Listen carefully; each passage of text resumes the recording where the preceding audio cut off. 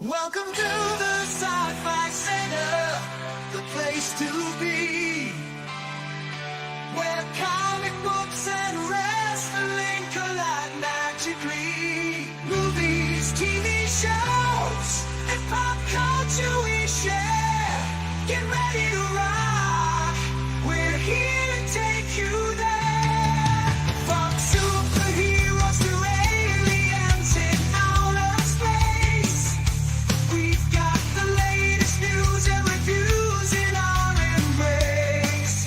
Turn on your screen, let the neon lights glow, take you back to the 80s. Let's rock and roll. Sci-Fi Center, where the legends come alive. Get ready to geek out, let your imagination fly. We're diving into the past with a touch of modern flair. Sci-Fi Center, the ultimate pop culture lair.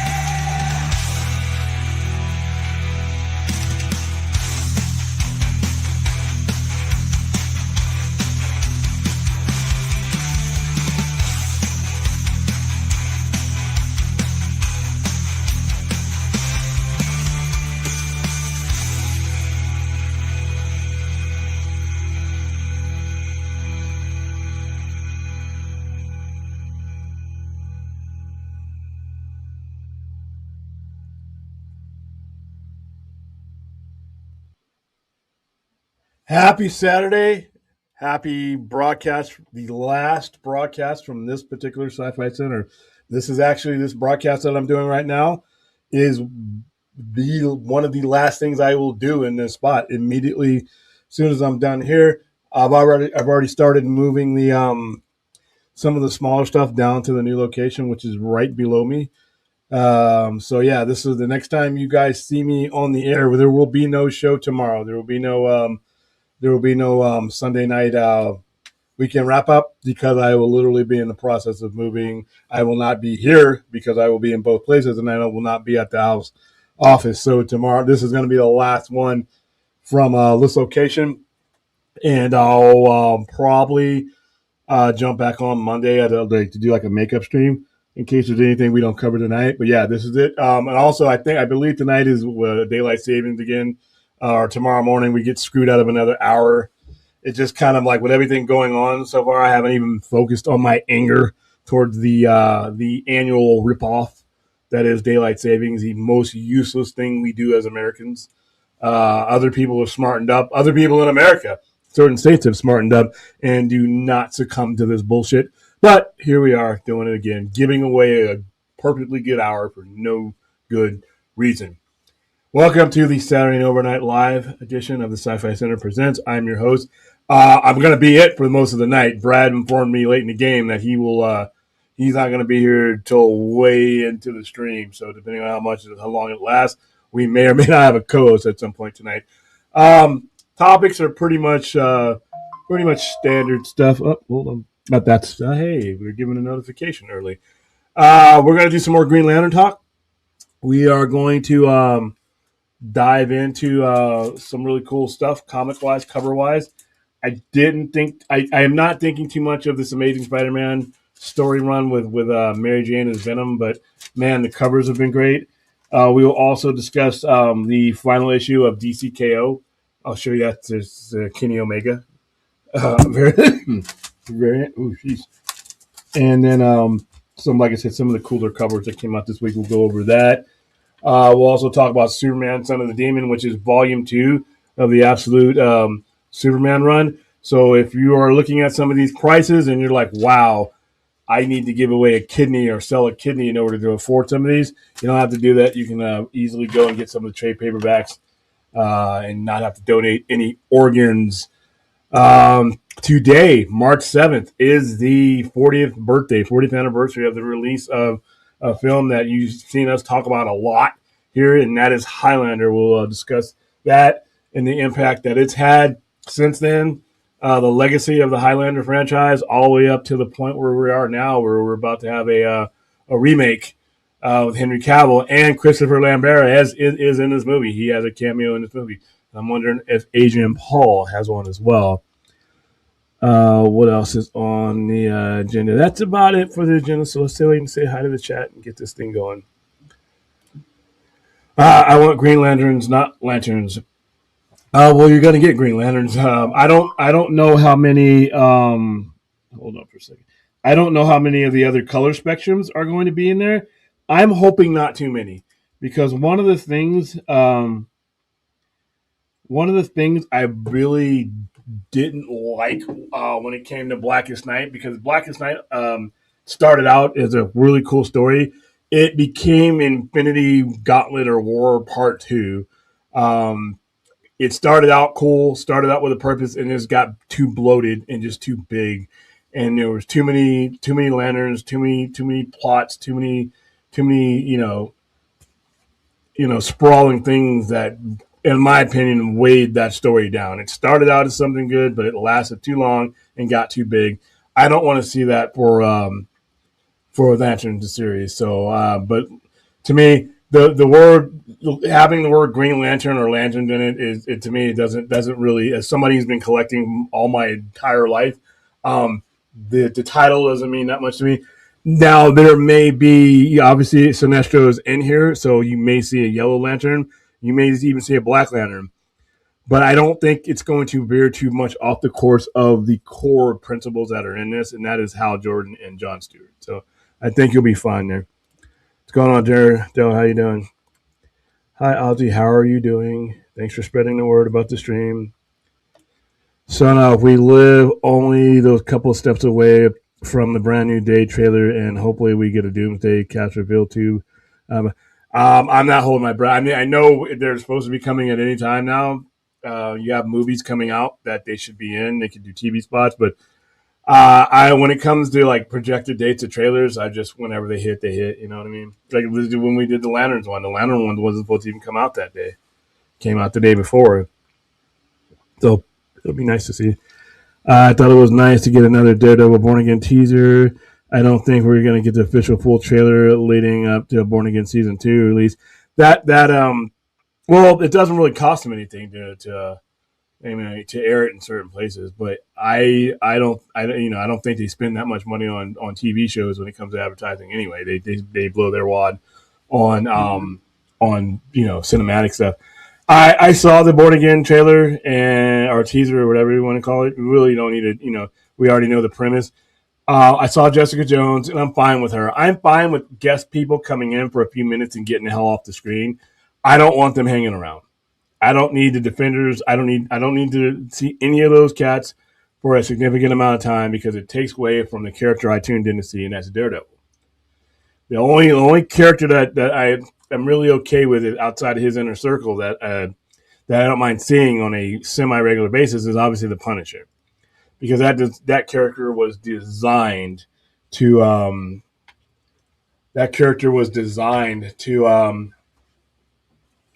work along Matt Murdock, and it shows. You can come in. Yeah. And it shows with how they casted it and how it's portrayed. No problem. So yeah, as soon as that turns into Defenders, I'm turning it off. Like I said, daylight savings is a fraud. It is a fraud to steal an hour. And you spend the next 6 months chasing a thief that you can't catch, even though you know where he's going to be, and you know what he stole, and you know what it is. And I live in a place that's 100,000 degrees. Why do I need more sun? Don't need it. Fall back, stay back. what law I want to pass. Yeah, I was gonna say, I can find that All right, how's it going on, Isaiah? What's up, good from good work from the Sharks yesterday. Okay, today is the first full day of competition in the Paralympics. I saw the sled ice hockey team and the team yesterday. Yeah, they don't even put the highlights of that on ESPN. Sucks.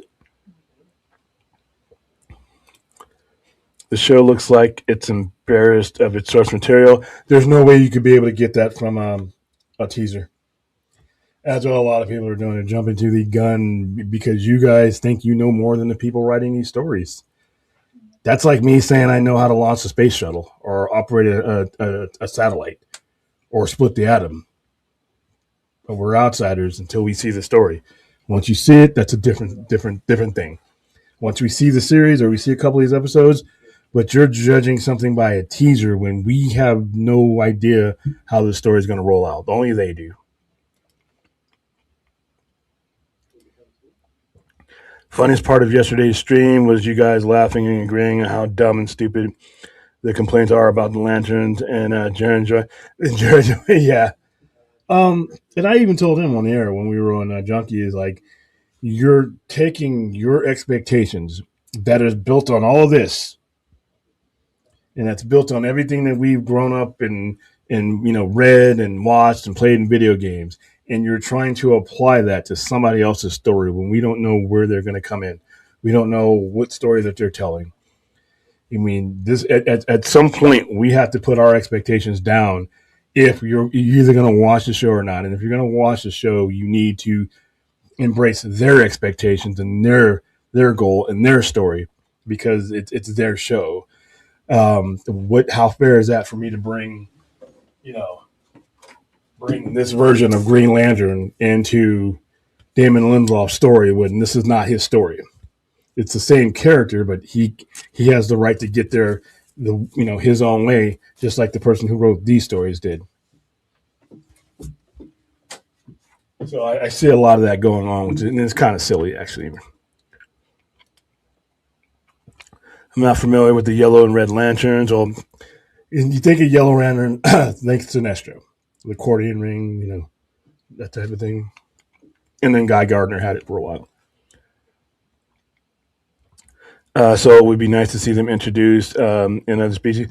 To be honest with you, if that's what they decide to do, I'm okay with it. If they decide not to, I'm okay with it. I mean, obviously, I think we're going to see aliens in there, obviously, because the ring comes from aliens.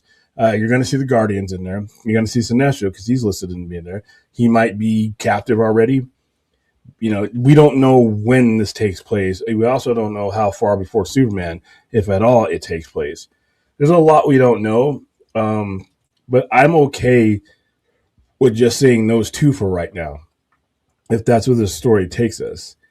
I'm okay with seeing other Green Lanterns and other alien races when it's time. We know they're out there. He referenced them, obviously, but I don't. Like I said, I don't want to rush fanboy expectations onto Damon Lindelof's story because it's not the same thing.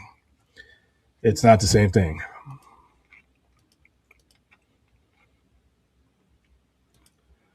Let's see a guy turn into a Red Lantern. He definitely has a rage. But then first people complain trailers give way too much. Then when a trailer wants to save surprises, people lose their mind. Well, and plus one of the biggest problems is people don't seem to know the difference between a trailer and a teaser. A trailer gives you everything, pretty much. It gives you the premise. It gives you broad introductions of the people and who they are, what they are, what and why. You basically, that's your biggest pitch for the movie is when you have the trailer. A teaser is to get the conversation going. The teaser is to put enough out there so that we're doing exactly what we're doing now, which is talk about it. As far as maintaining that momentum, then in a few weeks or a month or so, you get a full-on trailer that tells you what the mission is, what the premise is, who the villain is. A lot of times in teasers they don't give you a lot.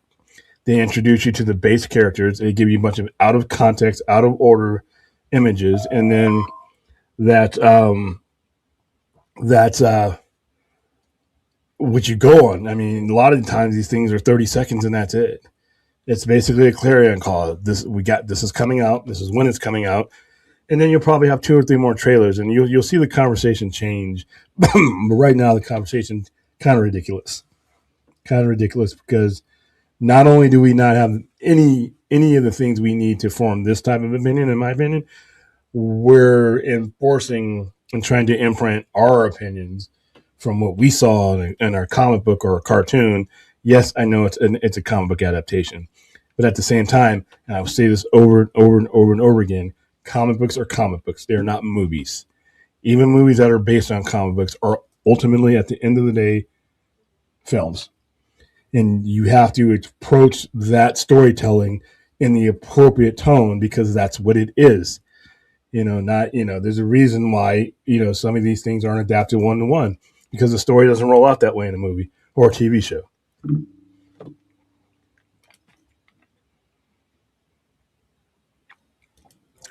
No, I don't want a bunch of clutter characters in the Daredevil show.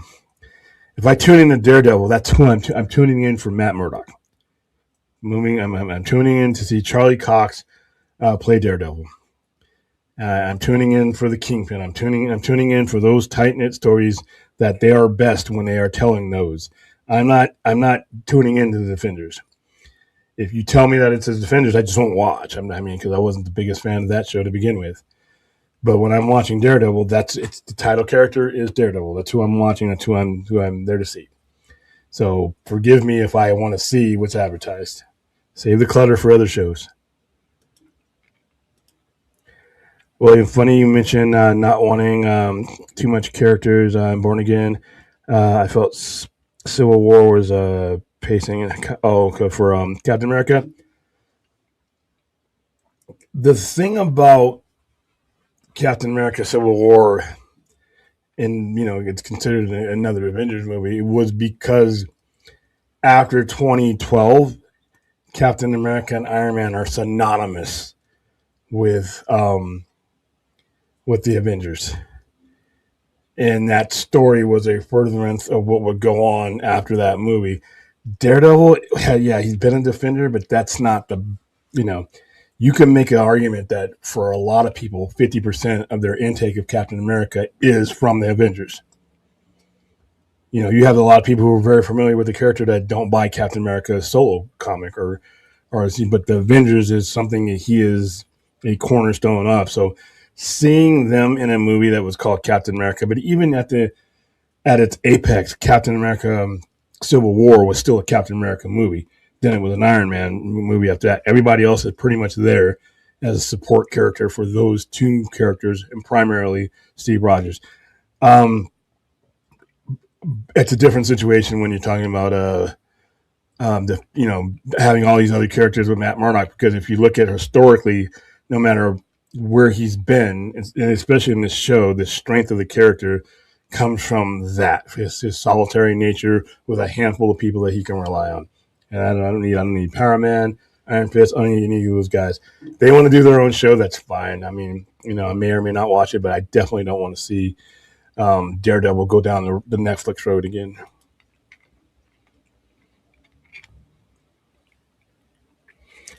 I like Kristen Ritter. I don't need a whole Daredevil show of Kristen Ritter.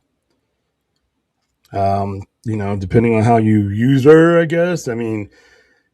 She sits at a bar and they exchange information or whatever, but I don't need whole episodes or, several episodes dedicated to anything beyond what Matt Murdock is dealing with in Hell's Kitchen.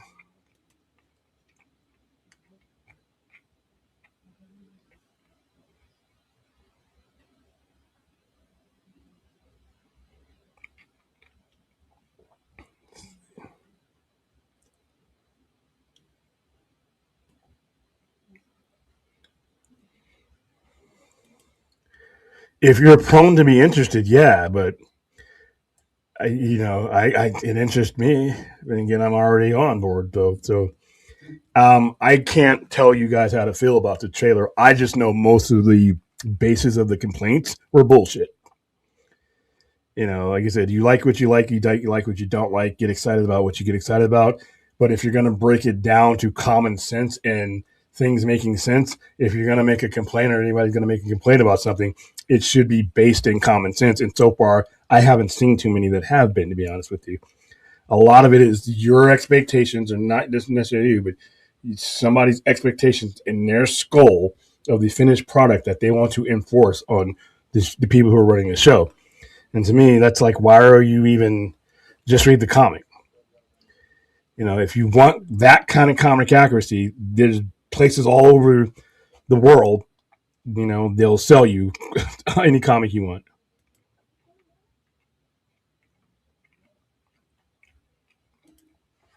Hunter William, early comics of Hal Jordan didn't have aura. Off and on. I mean, I'll be right back. I'm going to grab an older issue.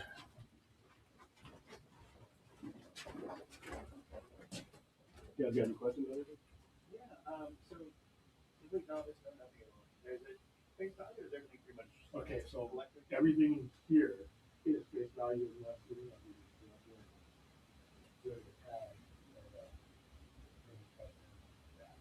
okay? So otherwise, some of them I have to open them up because they don't have a word like this. That's 6 months. I can tell you that outright. But some of them are hard. Most of them have the name barcode, name numbers, and anything else that's above the board is usually just have a tag like that. Yeah, I don't want to bring this to the past like that's just $6. Like, are you idiot? That's a 101. Like, Yeah, it's gonna, once I've actually tagged it, it's gonna do that. okay, I'll think about it.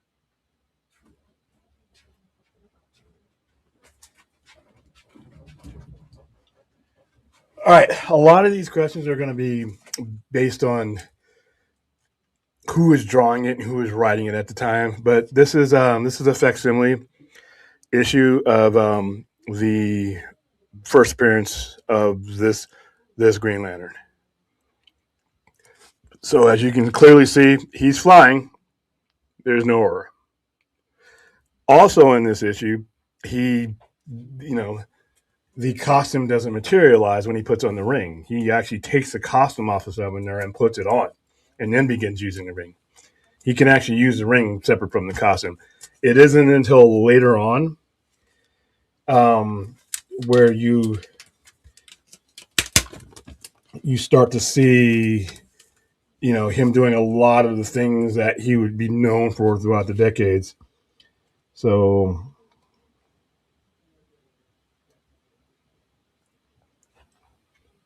yeah, because you got to remember when he first starts out, he's a novice. He's not tutored yet, until he gets trained, and when he would eventually be trained by Sinestro. Let me show you some of this stuff. See, so here's him putting on the costume, and he's putting on the ring, and there's no aura in here. So he's flying throughout this entire. As you can see, he's flying. This is actually a Green Lantern comic. He's flying throughout this entire comic, and there's no aura. Now there are certain liberties that certain artists over the past 60 or some odd years that have put an aura on him and had things look illustrated differently. But then there are those who completely skip it. And even when you look at the only movie from this universe that we can look at that has a Green Lantern in it from the DCU is going to be Guy Gardner, who clearly has no aura when he's flying throughout Superman 2025. So it's been inconsistent throughout the decades.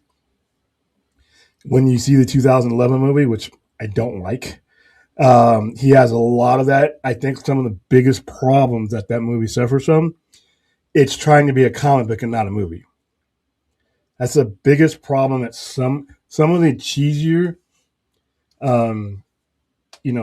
failures of superhero movies are when they don't realize they're telling a story in a movie and not a comic book. Green Lantern 2011 works great on the paper and staples. When you hit motion picture, it fails in so many ways. I stopped counting. I stopped watching that movie. So there you go. The Lanterns trailer teaser, guys, got it. when you understand what what a trailer is, I keep explaining it. It's a difference. If this had been a full-on trailer, I would be okay. We're missing some stuff here. But the fact that it was a teaser, I know I wasn't supposed to get a lot of these things. Seems to take place over one day, but that wasn't directed toward you, Force. I'm just when I heard trailer this time around, it doesn't apply. Training day, the characters' outfits never change across the trailer. I don't know what the time sequence is, and it being a teaser, it's completely out of context. It's completely out of order. So I don't know. Some of those words that they're talking to each other have been hacked up and cut up, and are out of order. So that's why I kind of ran it in there. I don't know what the time span is. For all we know, Hal Stewart could already be presumed dead, and we're telling the story from the Jon Stewart point of view. There's just so many things we don't know about this right now, and like I said on a vodka stream last night, it's really cool not to know sometimes. If you've been watching and reading things so long, they've become predictable. It's cool to be able to have discussions about what could be, not speculation, but kind of like reasonable, logical, forwarding steps. So I think the trailer did exactly what it was supposed to do. Or teaser, I'm sorry, teaser. Trailer is going to be, hell, if we're talking this much about the teaser, I can only imagine when we actually get the premise, we actually see the villain, we actually see the structure of the story, that next step. I think we're going to have a lot of fun talking about that too.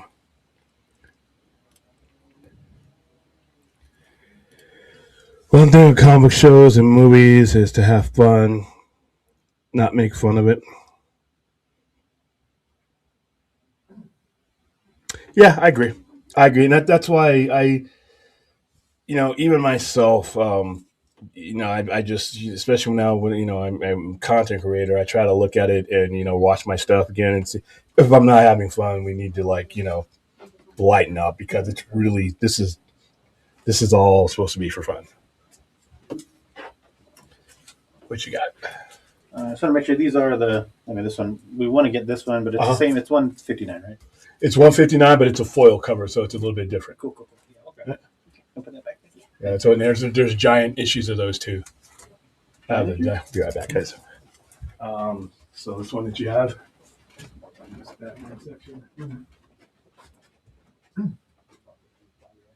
Oh, you are? Yeah. Oh, man.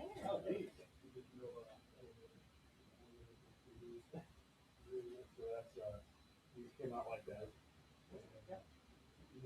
Every issue of that push that we came out, not just doing a certain issue. You guys from Vegas? Dip our toe. Yeah, we just had food at the Mexican place around the corner. Oh, I ate there last night. Really? Ate there last night. It's good. Really good. They had a party going. I was like, Just in the middle of it? yeah, and I got a shrimp burrito. But Oh, nice.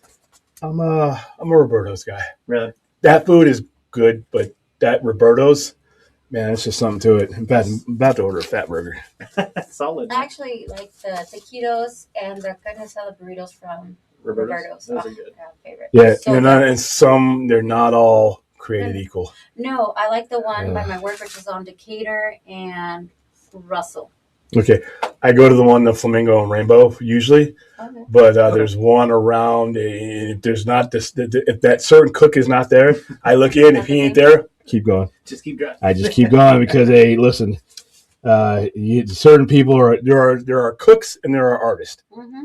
And when I order my fat burger, and my crowd here is laughing at me because I will show them, I will measure it on air. There's people who throw it together, and then there's people who they look at it and they're like, man. This is not going to be eaten. Yeah, I hate a burrito that has all the beans on one side. It's not. It's not a good ratio. Yeah, I don't know even how you can even make that. I didn't even think that was possible. Slap it in there. Yeah, 34 even. 34. Yeah, Stanley. Yeah. Yeah, it's got Ric Flair down there. I have that belt. That belt's over there across that wall. You guys didn't see it, but that's it. Sting. Yeah. Sting Shatner. That's awesome. I met him just a week before he lost his wife. 7 days after I took that picture with Stanley, Jeez. and then 11 months later he was gone. Yeah. That's how it normally goes. Yeah, you get them in their 90s. So once you reach 90, I got to get your autograph. There you go. The card okay? Or Card is I fine. got cash. Okay, perfect. Thank you. Oh my gosh, look at this. Sorry, can I show? Oh, yeah. We actually have... we This actually is- host our show, our Rocky Horror Picture Shows, next Friday. Oh, nice. Next Yeah. Friday? Downstairs Okay. at the nunnery. I have a flyer over there for you. Ooh. Gotta do that. Yep, there you go. Oh, thank you. Oh, maybe now we'd like to come too. Yeah, I'm sure she Friday would 15th. like it. Yeah, Friday 13th. Nice. Yeah, it'll be right downstairs at the nunnery. $12 tickets. What's that? 9. That's it. What time is it at? 8 p.m. 8 p.m. No. No, that's not too hard.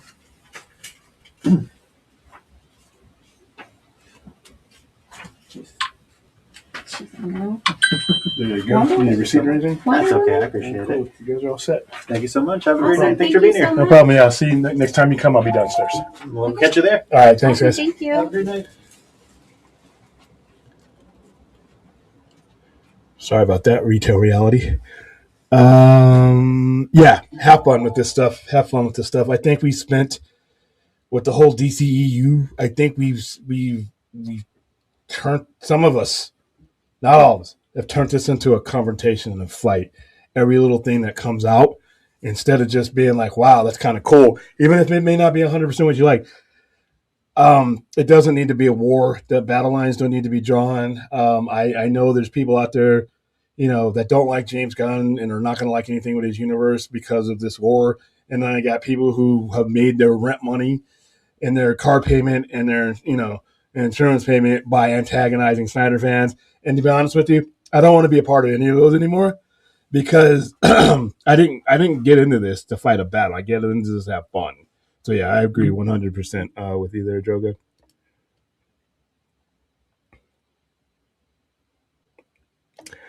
I can't remember it, to be honest with you. I got out once there became so many people that had different color. Supergirl had one. I got out of that story, to be honest with you.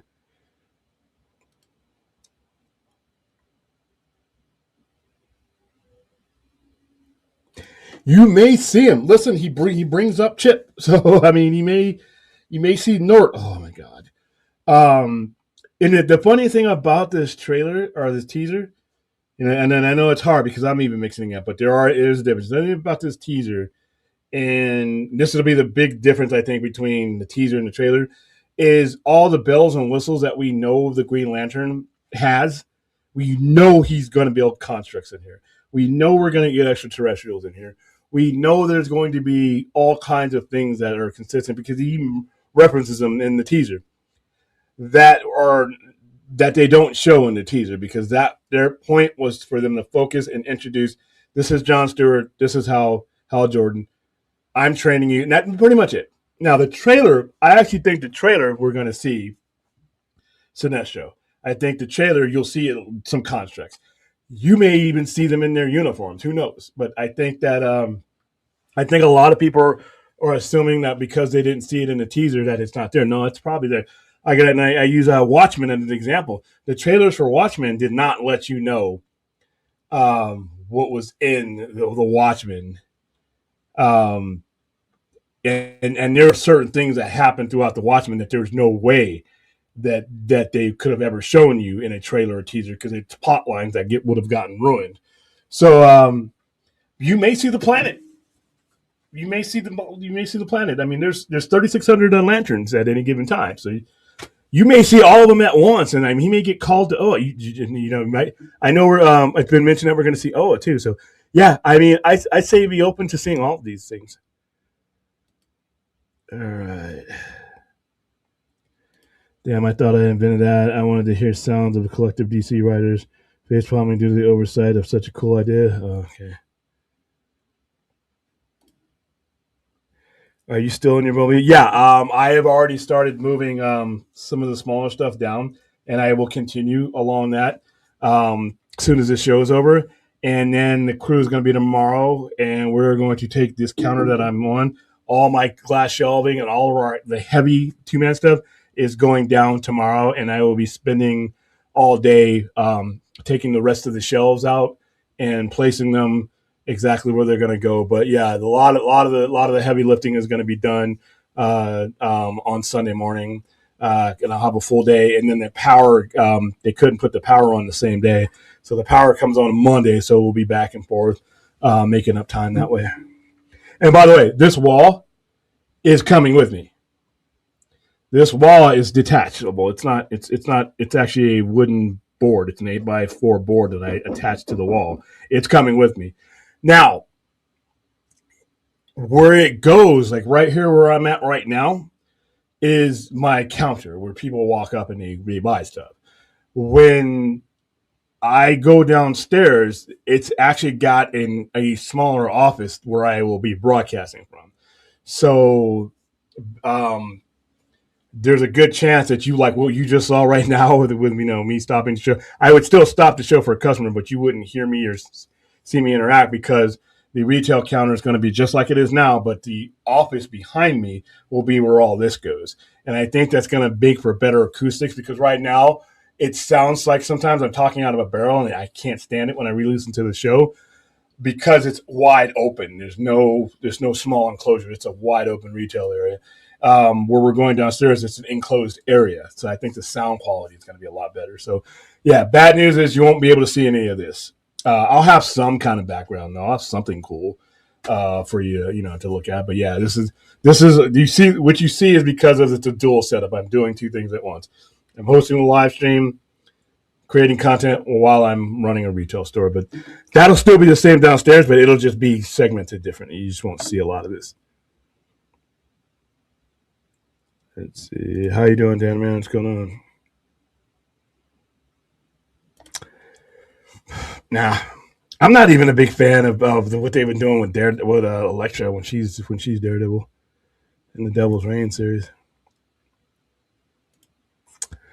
From reading, that's a tie, Dan, man, because they both have corruption. They are both, Hell's Kitchen is a section of New York that's impoverished. Gotham is an entire city. I would have to say Gotham because the entirety of Gotham's problem is corruption from top down.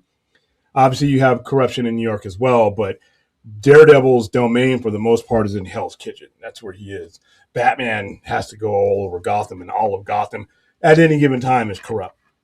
And plus, it's a much larger, much denser part of the city. But I would say both, to be honest with you. I would say a tie for both. I don't mind them bringing back the Defenders. I just don't want to see Daredevil up there with them. I don't want to see them in Daredevil. Whatever they do beyond that, I'm cool with. William, those characters are not just cameos. If seeing them as cameos in Daredevil turns you off, then don't watch. William, let the writers at Marvel Studios craft the stories that they. No, that's fine. I don't have to watch it. I'm not watching clutter. If they are just cameos, that's fine. I'll keep watching. But once I just, as a viewer, as a consumer, as the one paying for my subscription, decide that the focus is being taken off of Matt Murdock, then I'm out. They can do whatever they want. It's their story. It's their show. I, as a consumer, have as much say in this as possible. I don't have to watch it. And I've already said months ago, if I see Daredevil Born Again become Defenders 2.0, then I'm dropping it. And I'm not going to get mad over it. I'm not going to do a hate stream over it. I'm just going to simply use my magical device here, and I'm going to turn it off. That's all. And if that's what they think is best, that's fine. As a customer, we don't have to agree. I'm not going to tell them how to write their story, though, which is a lot of fanboys. I can't believe you're going to do this. I have a preference, and it's Daredevil and a tight circle of people, not a whole fucking group. And if I don't have to continue watching if that's the thing. But you won't ever hear me once I stop watching Daredevil, we stop talking about it on the show. I'm not. Once it gets to that direction, I'm not interested in doing watch parties for it, and it just becomes a non-topic for me.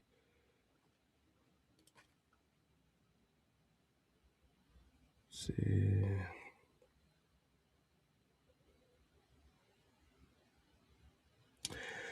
They've changed over time, but not just with time, Jorga. It's with people writing them. Like Ron Mars and Daryl Banks did a different did different Green Lantern stories than Gil Kane or any of the other a lot of other people. Every person who's taken over it has put in their perspective over it or drawn it back. Like Green Lantern, different types of Green Lantern. Green Lantern Earth One is a different take on Green Lantern. It just depends on who's writing it and what their goal is. This off my screen. I actually have one coming up. Because I was doing some research today with I was the part of the research I was on today was Green Lantern Earth One because visually and aesthetically that looks like what they might be drawing from. I don't know enough about the story and the premise yet to know if they're drawing the premise from Earth One, but Earth One is a really good Green Lantern story. It's actually the best of the Earth One, the Earth One graphic novels that they put out. And actually the one that sold the best. So I'm thinking that they're looking at that. But yeah, we're gonna cover. Not only are we going to cover the different Green Lanterns, we're going to cover the different eras and the different inconsistencies that are there, because there are artists who draw an aura around him all the time, and then there are ones that don't. And there are ones where he's wearing a costume, and there's one where the ring makes it, and there's stories that are different points of his life too. So yeah, we'll be covering that.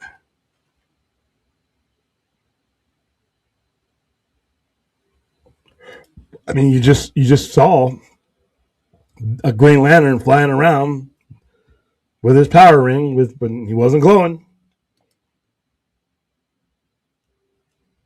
Yeah, depending on whose artist is, because I've seen artists draw them with and without auras, and I've seen them, like in that, like I said, Guy Gardner, who is a Green Lantern in this universe, it does not have one.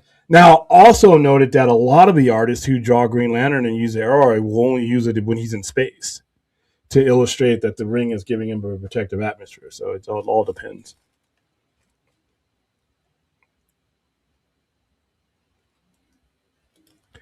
William, the same reason you give the 2011 Green Lantern not working is exactly the problem with Superman 2025 not working for me. I had a heavier problem with 2011, but I did have issues with 2025 Superman, not to the point where it took me out of enjoying it, but to the point where there are points in some of these adaptations to where they kind of lose sight that we're watching a movie. I don't like Superman's uniform at all. I think it looks ridiculous.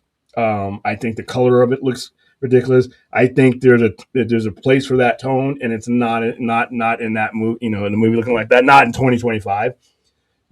I have a personal problem with it, but the costume didn't take me out of the movie. I still enjoyed the movie. With Green Lantern, it's everything. It's everything that feels like if you ever wanted to know the difference of why comic stories are comic stories and motion pictures are motion pictures, you watch Green Lantern 2011. And that is those are domains that can be inspiring to each other, but not cross over it to the point where this type of storytelling needs to influence this. It's two different things. That's why you have screenwriters. That's why you have producers. That's why you have directors. And guess what? The people making the movie don't need to be an uber geek like me. They need to do enough research for the premise and the basis of their story, but they don't need to love the characters like I see people. Oh, they made the movie. Can't they get people who love the characters? You know what? Sometimes you get people who love the comic characters and forget that they're making a movie. I want movie makers making movies. As a comic book geek, I'll judge it at the end, one way or another. But I don't need somebody who's wearing, superhero shirts running around and eats and sleeps and dreams comic books. That's cool. They are out there. James Gunn's one of them. But there are just as brilliant filmmakers that can make a comic book movie just because they're brilliant filmmakers. So.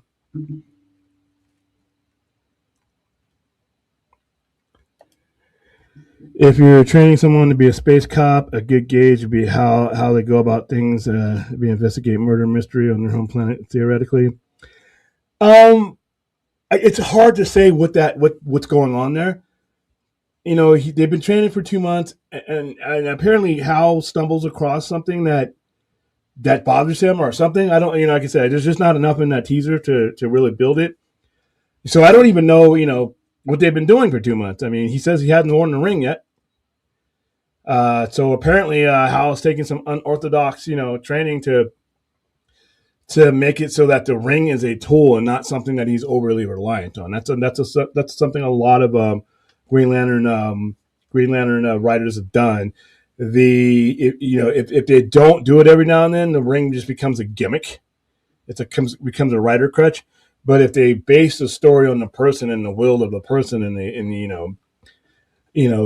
personality of that person, what it means to the ring, then it's a lot better story. So him jumping out of that car and making John basically think for himself. You're talking about a U.S. Marine. His survival skills should kick in. So obviously it does, because we see him come back alive.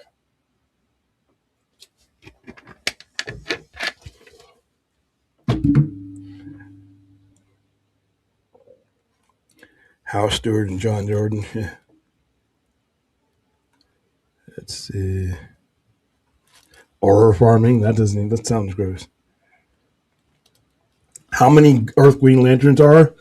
At any given time, it could be several. You have Hal Jordan, you have John Stewart, you have Guy Gardner, you have Kyle Rayner. There's a couple more.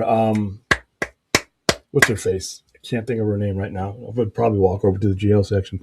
But yeah, you have several of them, and it used to be one per sector, but for Earth is special, so they give them there a lot of times there's overlapping Green Lanterns until 1994 when Hal Jordan destroyed the battery.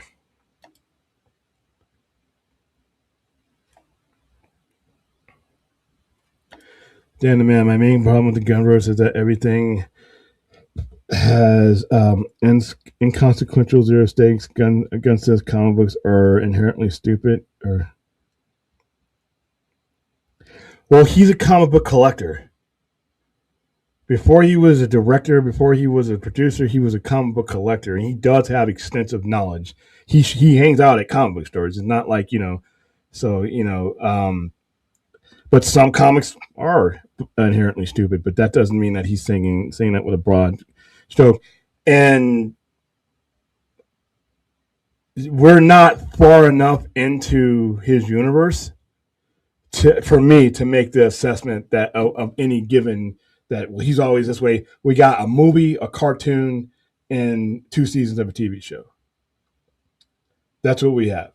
So I don't know. Me personally, I'm not ready to come up with those assertions yet, because there's not a big enough sampling yet of and as these things go on, the samples that we're going to get are going to be drastically different from stuff he does. This year, there's no James Gunn project coming out in that regard. And from just the teaser alone and seeing body bags everywhere on the football field, there are some stakes to their lanterns. I don't know what they are. I don't know what they are right now. I don't know what they are yet. But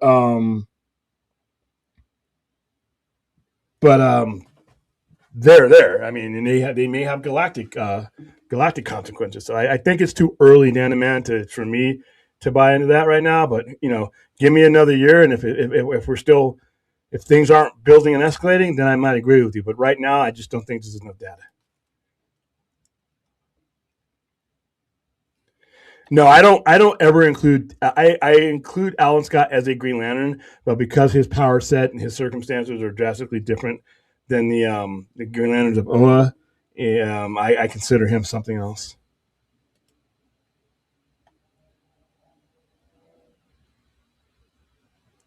No, that is not the squirrel to save Superman save. Actually, the squirrel in question is not even a squirrel; it's more of a chipmunk, and it's from an alien race. So no, he wasn't on Earth to be saved by Superman. Thank you. I do my best. Those are brand new people too. Like I said, this is why I'm open so late here, because they came in with their beer. I let them come in with alcohol. I don't care, because it's Vegas, and they're usually coming from. There's a Mexican restaurant over right. You can't see it from here, but it's right there. You can definitely hear it. and they're open till 3 or 4 o'clock in the morning. And they park right where they can see my Green Lantern sign. So I'm always getting people in from them. And the stuff that I've seen him in, I think he's adequate.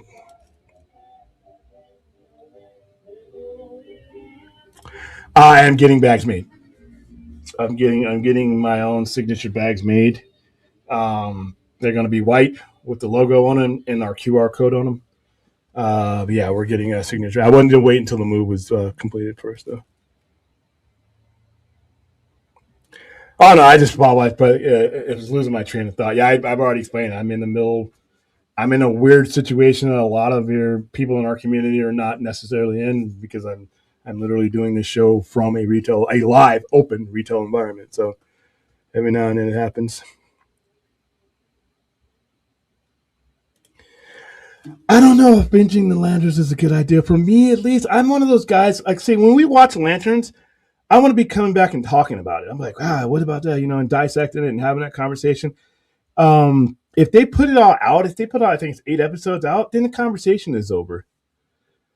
Maybe amongst us geeks it'll last, but amongst the Joe average that you bring into the tent, a lot of times when they release everything and they binge watch it, it's over with. I like to being able to like, wow, did you see what happened last week? I just think it's better, but that's just me. Let's see. It's tough finding YouTube pop culture channel.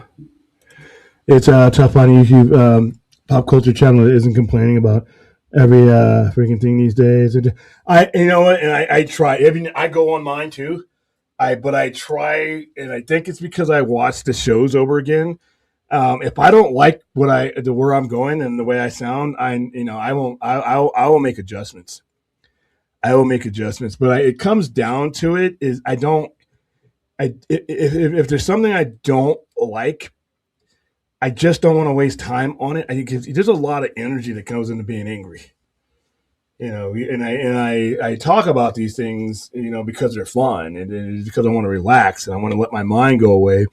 If people turn everything into a war zone, then there's no sanctuary for you. I mean, you're already working hard at your job. You're already dealing with the family. You're already dealing with life in general. You're dealing with the bills. You're dealing with all these other things that are an inescapable part of your day. And then you have this one thing or a couple of things that are supposed to make you happy, but you turned them into a war zone. So now you're leaving one war and jumping into another, and that's not good. That's not good. And sometimes when I go down that road, I'm like, wait a minute. I came to this happy place to be happy. I'm already stomped on and treated like shit everywhere else. Why? This is the one place where your imagination can go wild. And I think that if people remember that we're talking about flying dogs, aliens, people from other planets, people with rings and jewelry that can do all kinds of crazy stuff, spaceships, all these things that are just like literally there to take you to another place. Don't muddy up that place. That's all I'm trying to do here. So, and like I said, I don't always accomplish it, but I try, because if I want all this, whether it be YouTube or whether it be anything, the story, anything I'm doing down, once it becomes a burden and it's not fun to me, and then when I think about it, I'm thinking about all the other stuff that runs me into the ground. And if the one or two things I do that to get me away from that become one of those things, fuck it, I'm done. I'll walk away from all this. Enjoy the UFC. I don't watch it, but I know that's probably where Brad is right now.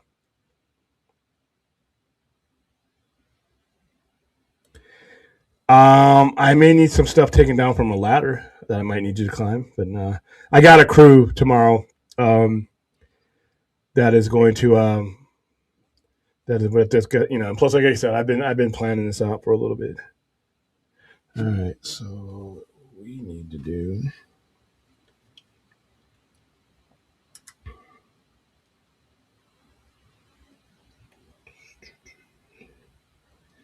It's time for a fat burger.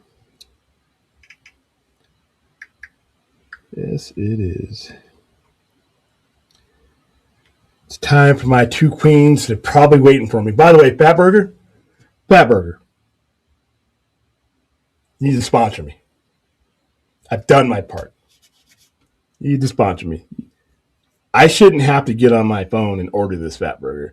There should be a person opening my door at a set time each week with one for me. That's fine. You'll come around. Let's see. This way it'll get here while the show is happening. It's fat burger time.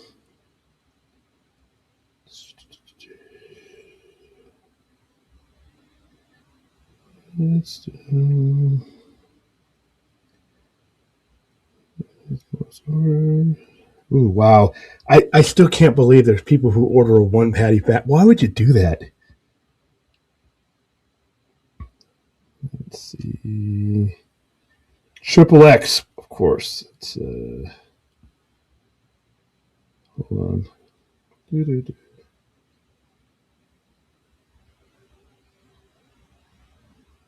Oh, that's 1 pound. How they reset the app. Hold on. Let's see. See, it'd be much more easier if my co-host were here.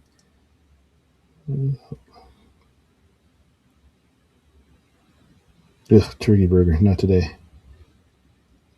Triple X, triple X, triple X, triple X, double X.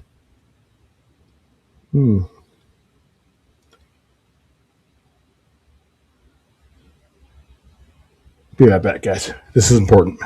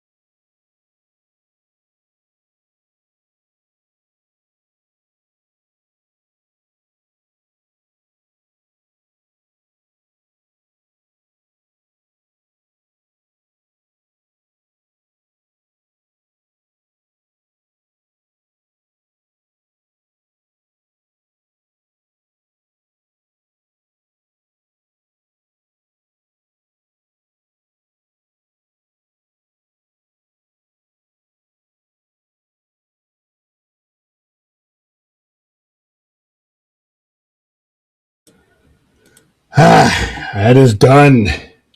My 2 pounds of happiness is en route. All right, where were we?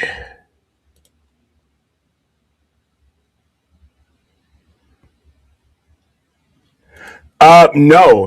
Not only does it fuck up the roof, but it fucks up business. It fucks up everything. Nobody wants to, in Vegas, nobody wants to do anything in the rain. The rain, if I got people here that are tourists and it's raining outside, guess what? You're in a casino. Everything you need is in there. You barely have to leave anyway. So when it's raining and flooding out on the streets, you don't want to come out in that. And that's a big chunk of my clientele. It's dangerous. The streets, this entire city was not built for water of any type. It's a desert. So no rain dancing.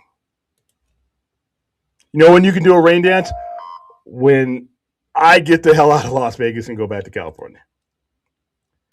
So William found a better liking of Fantastic Four First Steps.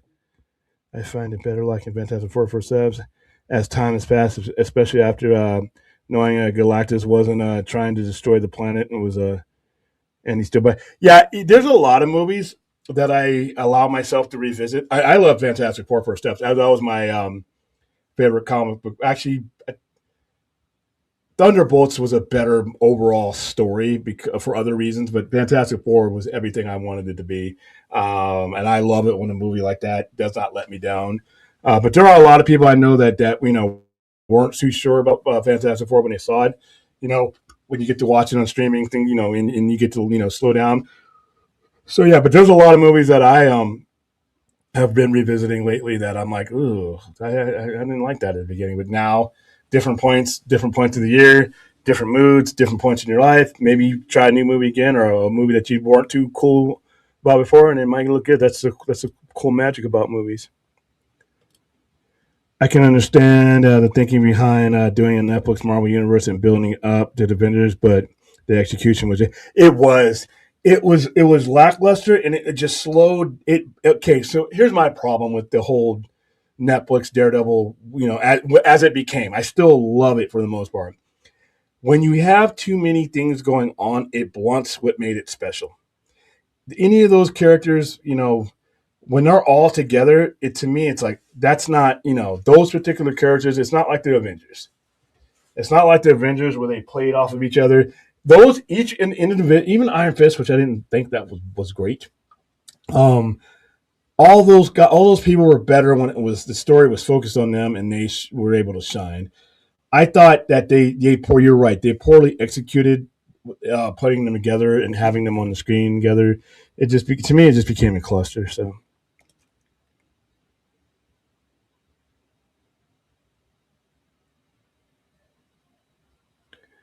Let's see. Soinoff. Well, William, the Hand being reported as a villain in Brand New Day. Ninjas. Whoo. I hope Elodie Young's Elektra will be back in Born Again season 3. I do too. I liked her. I did not like her portrayal as Elektra. And I hope that if they are going to use her again, which I have no problem with, she has a look, she has a stoicism, but the way they portrayed her and what they gave her to work with there, I was like, this is not Elektra. Not that I'm being a gatekeeper, like it's got to be straight from the pages, but even as they are portraying her in the circumstances that she's in, they are taking those circumstances. They didn't change her circumstances for the most part. She's portrayed inconsistently as somebody that does not need as much as she needs in that show, but she's a little bit on the whiny. I'm like, she's not like that. She doesn't speak much at all. And it's back in Devil's Reign. That's probably where she talks the most. But the version in the period of her career that they're portraying is an evolution of her just being this unfeeling, cutthroat. I mean, she was going to kill Foggy. She knows what Foggy meant to Matt. She was going to jack him. She was going to kill him. The only reason it didn't happen is because Bullseye showed up to kill her. There was a detachment that I think would need to be there for the type of character she did that just didn't show through. But I don't blame that on Elodie Young. I think I'm butchering her name. Brad will probably know it's right. I don't blame that on her because I've seen her in other stuff. The cleaner, she's excellent in that. So Jessica Cruz is the one that escaped me.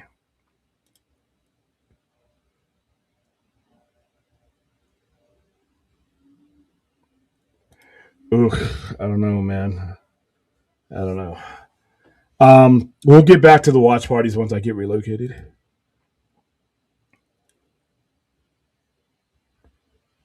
Yeah, I heard that going around. Some people were saying some stupid shit like that. I'm like, probably not the case. Rational, thanks for the $5 super chat. When I was younger, I rented a JLA 1997 CBS movie from Blockbuster. I was like, oh man, in live action JL, the film, I was disappointed. Yeah, we didn't, man, we were just in a different place now. Even 3 years later, I think pre-X-Men, people did not know how to do those ensemble movies and make a good movie. I saw the Justice League thing. They were trying to make a comic book. And it, like I always say, it does not always translate. The first thing you have to be able to do when you're making a comic book movie is to make a good movie. You have to be able to make a good movie and then add those elements along with it. I think too many times it happens the other way around to where they're trying to make they're trying to make a motion comic is what they're trying to do. And it doesn't turn out well because your first goal was the comic book. Your first goal is to be able to get the people together to make a movie and make those characters, that people care about. And then you apply that to your superheroes. But, yeah, things like that, other way around, and that's what you get. And I think Green Lantern 2011 has the same issues. How Gunn originally described Lanterns as covering a murder mystery that has had ramifications across the entire DC universe sounded interesting, but I haven't heard that talking point since. We don't need to. We don't need to hear him talking about it no more.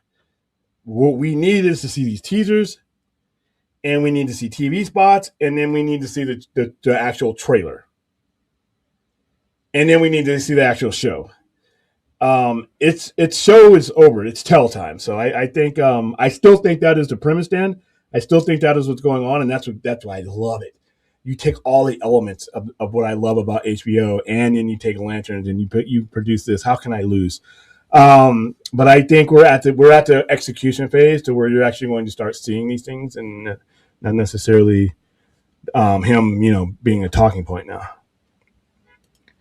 Golden Age, Alan Scott, post Golden Age, Hal Jordan, John Stewart, Kyle Rayner, Gal Gardner, Simon Baz, and Jessica Cruz. I'm not as familiar with Simon as the other one. In fact, I don't even think I've read a story with him in it, to be honest with you. I've read Jessica Cruz. I barely know because she came along in the latter years, and she's in the Green Lantern Corps now. She's heavily featured. Alan Scott, I read some of the old reprints, the Justice Society stuff, and then a lot of there are some stories, like if you read Emerald Twilight, he is the one that Kyle Rayner first meets at when he gets his ring, and it's Alan Scott that tells him what happened, because all the other Green Lanterns have been wiped out when Hal Jordan blew up the powder battery. They were all left in the middle of space with no battles. They were in the middle of battles and stuff, and he just left them. And then, they had no way to be Green Lanterns anymore because of the power battery, and the rings pretty much disappeared. Because of the nature of Alan Scott's power coming from the start, and there being, mainly, magical, different in nature, his ring was not affected. But he sought out information about what happened. What's this ring I have? What's the Green Lantern? What's all this? Because the only thing that he saw, it was Ganthet meeting him in an alleyway. In his only words to Kyle Rayner was "You'll do," and he gives him a ring and he takes off. But yeah, it's and it's an interesting story. And that's most of the stories that I've read with Alan Scott have to do when they do crossovers with either Justice Society or the Green Lanterns, who still refer to him prominently. He's not a Green Lantern from Oa, but he is still considered, he is the Green Lantern. He's the Golden Age Green Lantern. So let's see. What is it about DC IP that makes people so impassioned? Just the fact that it's been around longer and more. Yeah, you have multi-generational. When you're talking about the MCU, you're talking about a baby. When you're talking about Marvel Studios and what, we start this back in as far as the type of universes that we're used to now. Even if you include the X-Men, if you go back to what, in my opinion, is going to be the very first world building ensemble building, 2000, that's a baby. It's 26 years old. DC has been putting stuff outside the comics since before there were TVs. We had radios, we had radio serials, we had every form of entertainment that's been around. DC's been on for 80 years now. Radio shows, black and white, serials, reels. Remember the original Batman? I mean, Batman, from like the 40s, and that's DC had been around for 10 years before they did their first Batman stuff. I think it was 1947. You have the Superman from the 50s. You have you have. Theoretically, my grandfather, when he was a kid, was picking up comic books. My grandfather would have had a different interpretation of the same DC that he would have handed down to my father, because they're different eras. And then here I come with my era, that is, all of them are distinctly different.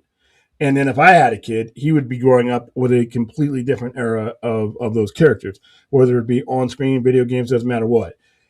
And like I always say, we veer off the beaten path when they become possessions.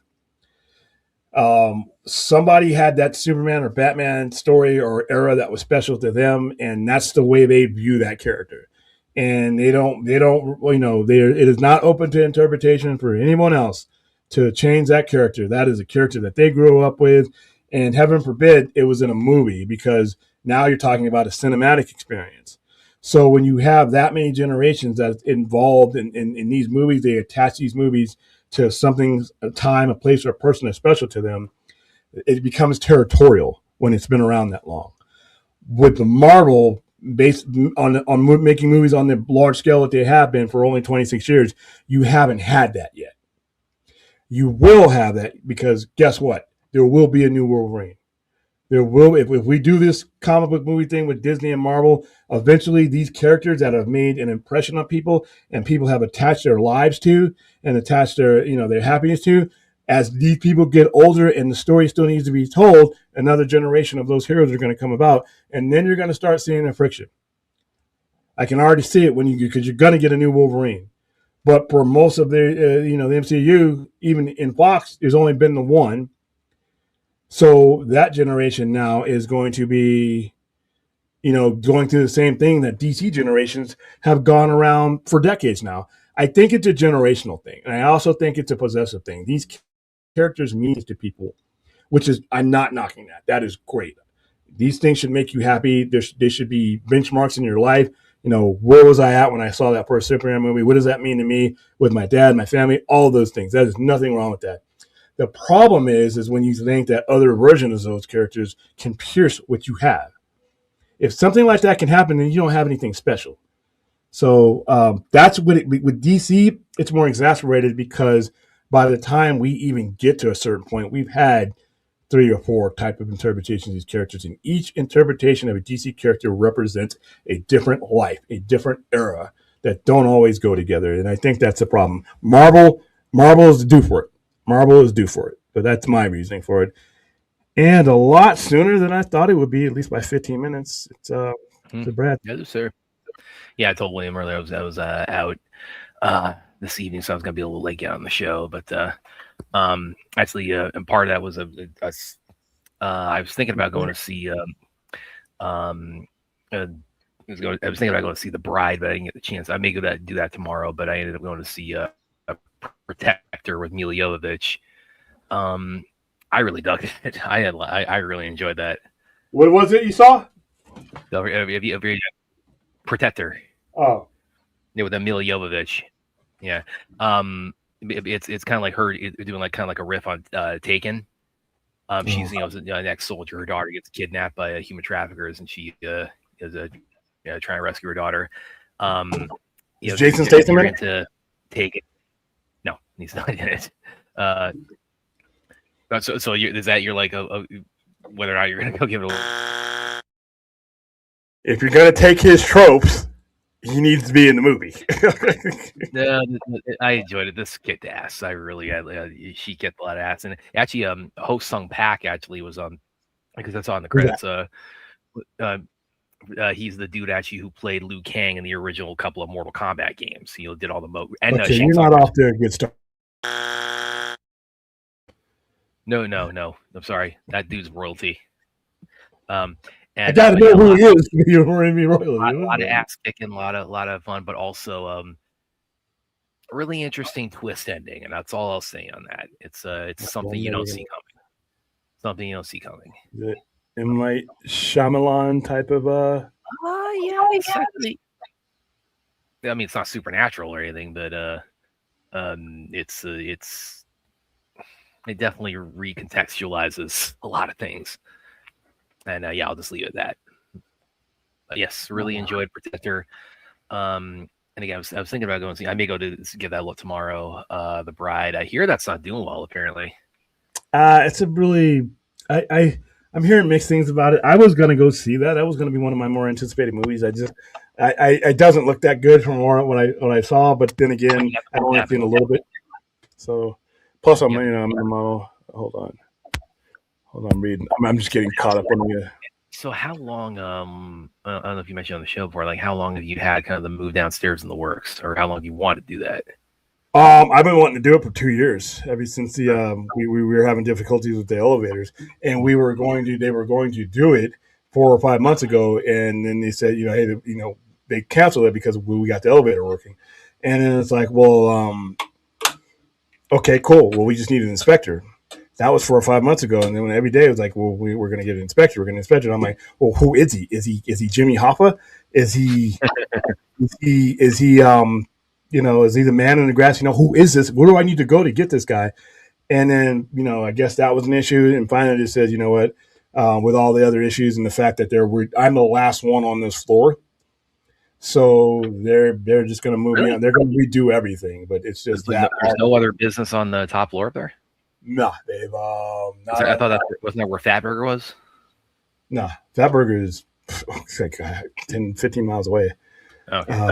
I wish, dude. I would just be leaving and coming back. I'd be like 400 pounds right now. Yeah, that'd be good. You have that sure. Right there. no, really, wasn't there like other? Because I remember like it's. We had not on the top floor. No, not on the top floor. When we first started streaming, you would hey, like Brad. Oh yeah, we had other. We had that studio here. We had a radio station here. And a lot of them, the radio station, which is occasionally giving us a massive boost in viewership on. Yeah. You had the studio. You had some legal offices and stuff up here, but I was the only retailer up here. Up here, and like I said, with everything was going, when the elevator was running, it was no big deal. Plus, they're with them redoing this plaza. This plaza they will fix it up. It will get fixed. I don't have any doubt. I want to be on the ground floor when that happens. Right now, there's space to move around in, so I figured, all amongst other reasons, let's get it done now. So when they repopulate this and it, gets back to what it was pre-COVID. I'm already established where I need to be. So let's see. Hold on. Let me get back to here because I want to make sure I didn't miss anything. I hate the way this scrolls up. Let's see. When I was younger. See. Well, meanwhile, does anybody want to hear my thoughts on the Brown Lantern trailer?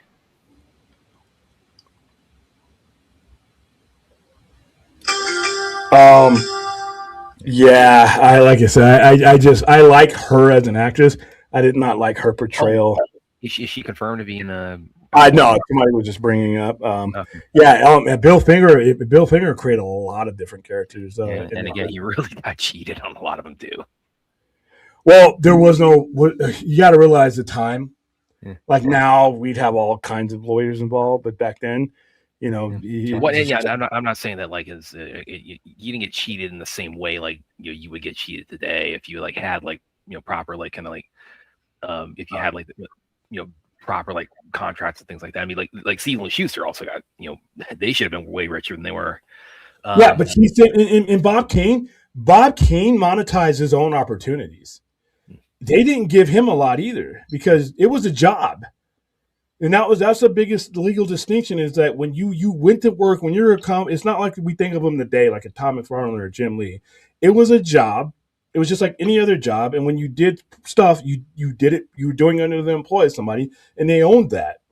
And that was the way it was for like decades and decades and decades. And like we always say, when it comes to image, that's how image. Well, that's why I was really glad. I mean, again, for those of you who don't know, like BVS, that is the first Batman movie that that Bill Finger is credited as a co-creator of Batman on, and then that was.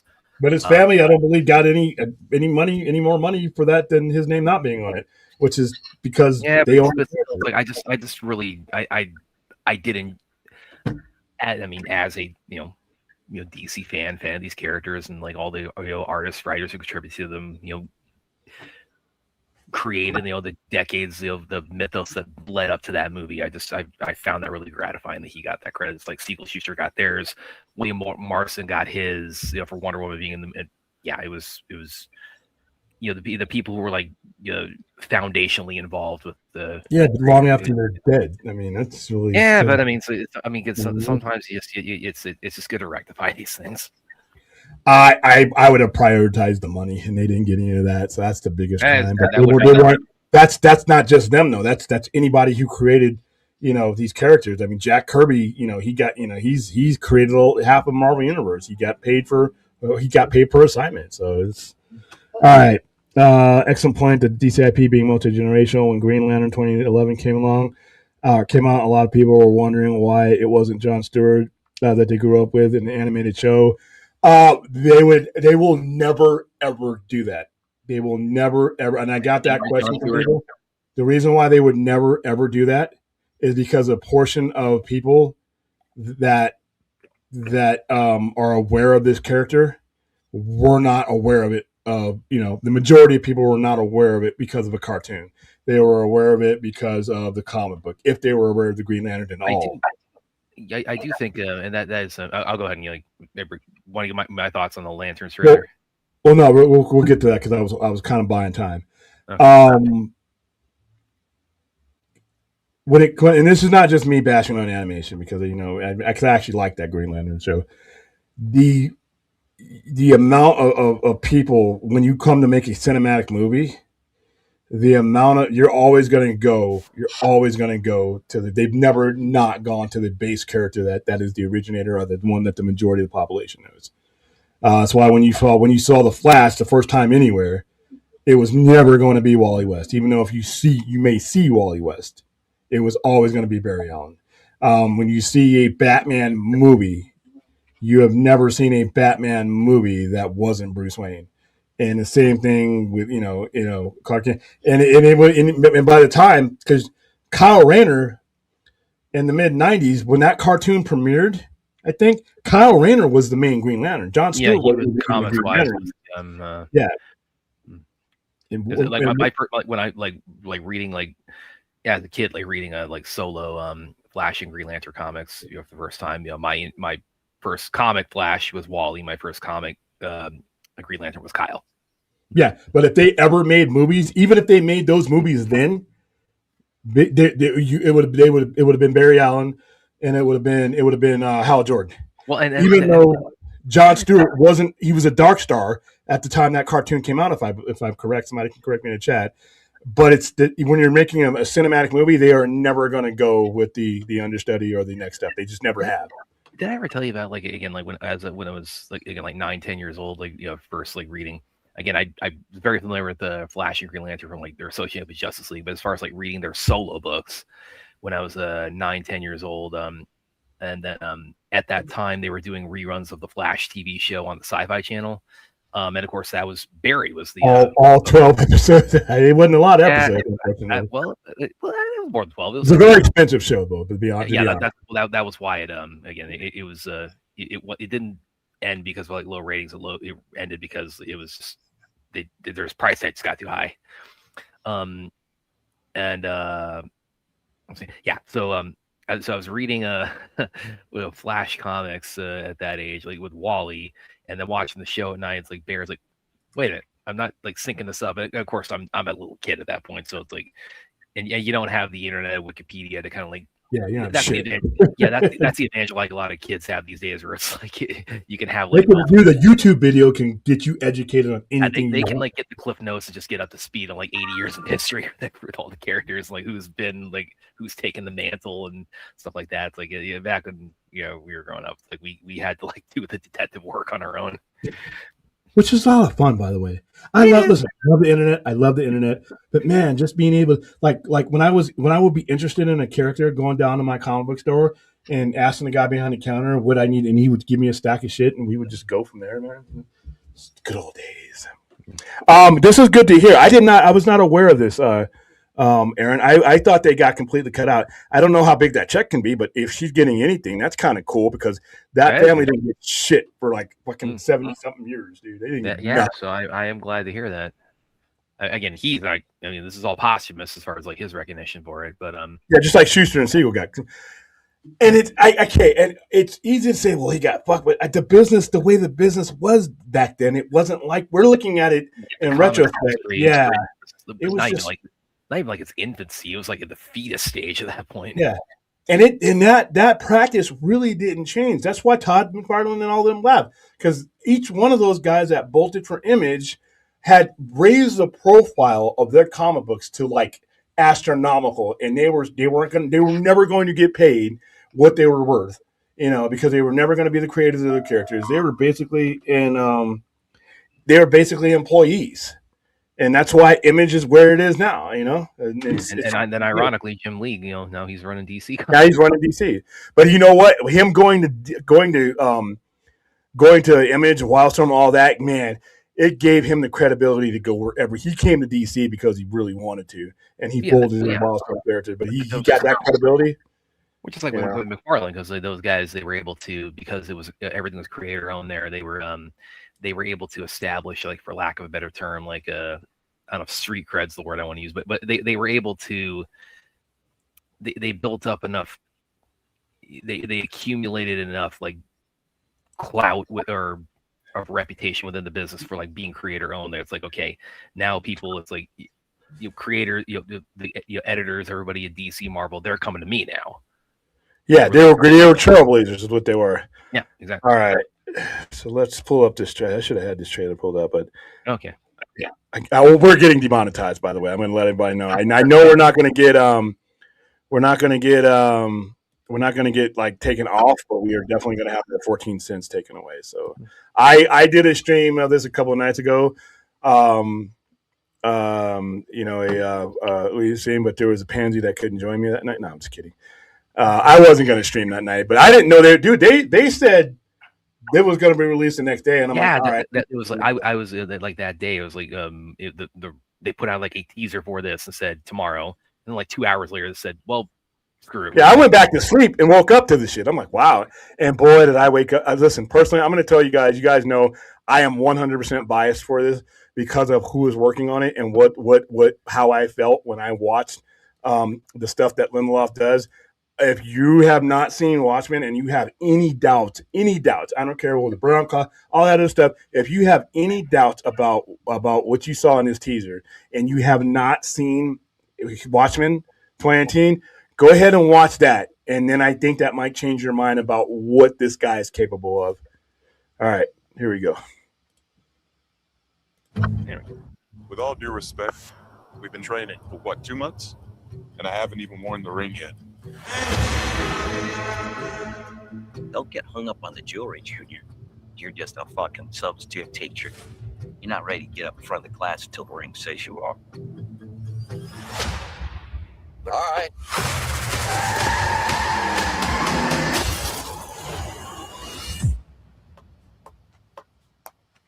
I could have died. You want me to train you? I'm training you. I'm never going to not love that thing. Something is off here. I can feel it. This is my town. You're a big shot. Noted. But stay the fuck out of my way. I think she hates your guts. It's the way she hates them. This is a stupid plan. Not that stupid. That I don't doubt. The Green Lantern's oath is to protect people. And we both know I do a better job of this than you. This is my job. As long as I'm alive, that ain't changing. So take a deep breath, Junior. You're old. You're tired.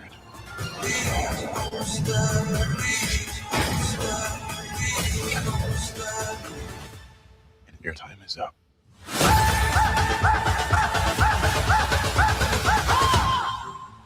I don't understand. Who are you exactly? Hal Jordan, Green Lantern.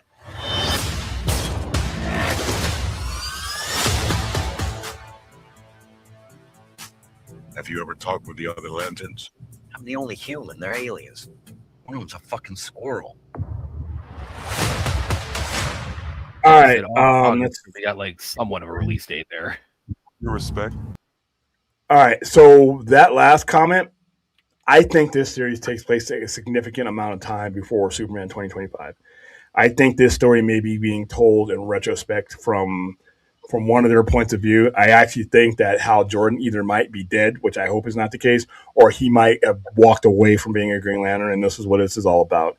And that when you first see the Green Lantern in a contemporary setting, when they come together, it's going to be John Stewart. But they're never going to not bring Hal Jordan in, because Hal Jordan is Hal Jordan. But you're also talking about a John Stewart that has been around for 56 years. Wow, I cannot fucking believe that. And if you read his first appearances, his attitude towards Hal Jordan is exactly like his attitude is in there.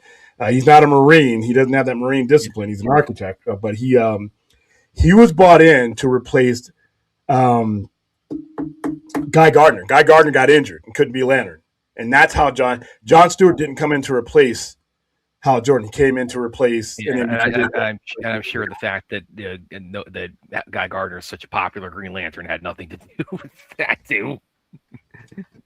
Actually, he is. I find him absolutely annoying as fuck, but he is a popular Green Lantern. A lot of people love. Don't ask me. Don't ask me. I don't agree with it. Also, that was a time where we were shifting out of the civil rights era and making black characters more prominent and more visible and more in the front. From 1969 to about 1960 or 70, 678, you saw a slew of characters take prominent roles. Storm, you saw Power Man, Luke Cage. You saw a lot of characters getting out in front of books and being more prominent, and that's just what that era was. And John Stewart, because a lot of the original stories about John Stewart were race-based. Not race-based, but they were race-initiated about how being black in America in that era, being a superhero, being black and taking on a mantle that Earth saw as so, and they discussed that. They didn't shy away from that. I actually like that story. Civil rights era. I mean, it's hard not to address that. Yeah. But it was a shift in comics and openly discussing it now. Because remember, just 10 years prior in 1961, there was not that kind of reputation, and they didn't even acknowledge that these things were going on. So in a 10-year span from 1961 and right around the birth of Marvel all the way till 10 years, Marvel's only a 10-year company, and DC had been around a while, but they were the main game. They went from all white characters, because that's all they could get past, to Luke Cage, Storm. They really pushed Black Panther, and that's what DC was going in that direction too, because that's what they wanted to be doing earlier, but they just couldn't. But 1960s were different from the 1970s. Still had issues. We still were going through things. We're still going through things at the country today, but they had more creative license because the world was changing. And that's where John Stewart comes in. He's been around a long time though, and there has been times in the comics where he's taken the reins for a good length of time. It's always been considered Hal Jordan's book, even in the mid '90s, where where Ron Mars and Daryl Banks were getting death threats. When Hal became Parallax. Yeah, boy, I am so grateful that we had AOL back then. We had chat rooms and shit. We didn't have the internet like we have now back then. Holy shit, would that have been successful? The vitriol that was thrown at those men, because they not only replaced Hal Jordan. At that point in time, you thought he was dead, because when he blew up on Oa, when they blew up the powder barrel and blew up the entire planet, he was supposed to have died with it. Instead, we knew what he would become. He ended up the whole 0 hour and that nonsense. Ugh. And then he became the Spectre. But there was a point in time where they had written him off, and they had no intentions of bringing him back as the Green Lantern. And that pissed a lot of people off, because the Green Lantern had been replaced. There had been other 2814s. There had been other Green Lanterns of Earth, but there was always Hal in the background, or he's coming back. They whacked him. And they put in a long-term replacement in Kyle Rayner, and they stuck by it. I have to give DC at the time and Daryl Banks and Ron Mars and the people who were handling making decisions at that time, they did not waver when they got the wave of complaint and hate. It was hate. There was a guy, I always tell you about this. There was a guy who made this petition. I'll never forget it. GreenGL.org, bring back Hal Jordan, boycott all this. And I'm like, why? Hal Jordan is the permanent Green Lantern. He's this, he's that. And this is in 1995. So this is my first full complete year as a store owner. And I'm looking at the sales of Green Lantern. And I'm like, dude, I couldn't line bird cages with this shit right now. The book was about to get canceled. It was Green Lantern Volume 3. It had already been canceled twice before. So we're talking about the third volume. Nobody's buying this book, dude. They got an old Green Lantern. He's got all the gray in his hair. And he's just coming off the story. One of the only good amount of, Return of the Reign of Superman is when, Coast City got destroyed. And people did not like the portrayal of Hal Jordan losing his mind. And I'm like, okay, yeah, he's a hero and everything, but he just lost everyone. He just lost his home. He just lost his city. The people, he can protect the earth and all these other things, but he can protect. So he reconstructs the city and all the people in it using his ring. And that's when the Guardian's like, you can't use that. That's a selfish person, selfish process. You can't do things for you. You have to do things for others. That's what the Green Lantern ring's for. And he's like, why? I've given you guys my life. I've given you guys everything. You can't give me more power to do this. So he goes about, and this is Emerald Twilight, he goes about just taking on Green Lanterns, beating them, taking their rings. He kills Kilowog in this, and Kilowog was meant to stay dead. He fries Kilowog. He loses control, and he feels guilty, but he's too far. They have Sinestro trapped in the power battery because he's doing crazy shit like Sinestro does. He wipes out so many Green Lanterns that they give Sinestro a power ring, and he's a Green Lantern again. And Hal Jordan kills him. Like, Hal Jordan's not a killer. This Hal Jordan turned into one. I mean, you see people, look what you see people in your normal lives do when they lose one person. How that can send them in. He lost the entire city. He lost his girl. He lost everything. So yeah, it was it was a different time, and that was the first time that they actually said we're moving on from Hal Jordan. And everybody who was complaining about it, and like, can you believe they did that? I'm like, yeah. Where were you guys when the book was on its last leg and about to be canceled for a third time? The Green Lantern and Hal Jordan in abstract, but you're not reading these books. You weren't buying this shit. Nobody was. And they made it new again. They put Kyle Rayner, an artist, a young man, in the position of, and they got rid of all the Green Lanterns. Because that was one of the problems that it had got up to is you always had this group of Green Lanterns. You always had something to rely on. There was never anything that was going to test him anymore, other than when it led to his demise. So there were no lanterns. There was only one Guardian. That was Ganthet, and he had to take up the mantle of Green Lantern. And they kept him in that position from 1995 all the way up to when they redid the series, when Jeff Johns first took over in 2005. That's 15 years. But it was 15 years of Hal Jordan not being the Green Lantern. And I think Kyle Rayner has kept that book relevant enough to where the character could rebound, and then you had Rebirth and all this other stuff, and then the Parallax thing, which I thought was stupid.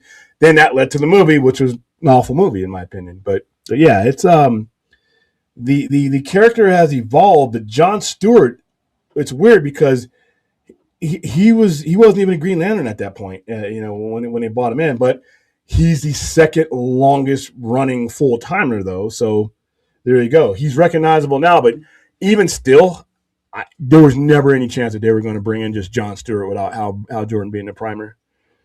But I'm happy with this. I'm happy with the teaser. I'm anxiously awaiting what it all means, and I'm happy to. I wish I didn't have to wait. To be honest with you, we should already be. But we've got somewhat of a release date now because it's at August. So and they're gonna probably release more at Comic-Con, which I'll be.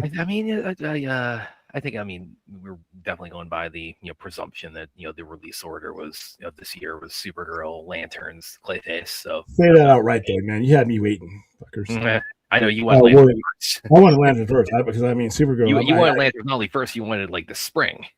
Yeah, because I've endured all this other stuff. Well, I have a question. Was it a New 52 Rebirth that you always said had to write comics to explain the bullshit that it did? Both of those, but they were because they were retcons. Crisis is the main one. Crisis thought they needed to explain the multiverse. They really didn't.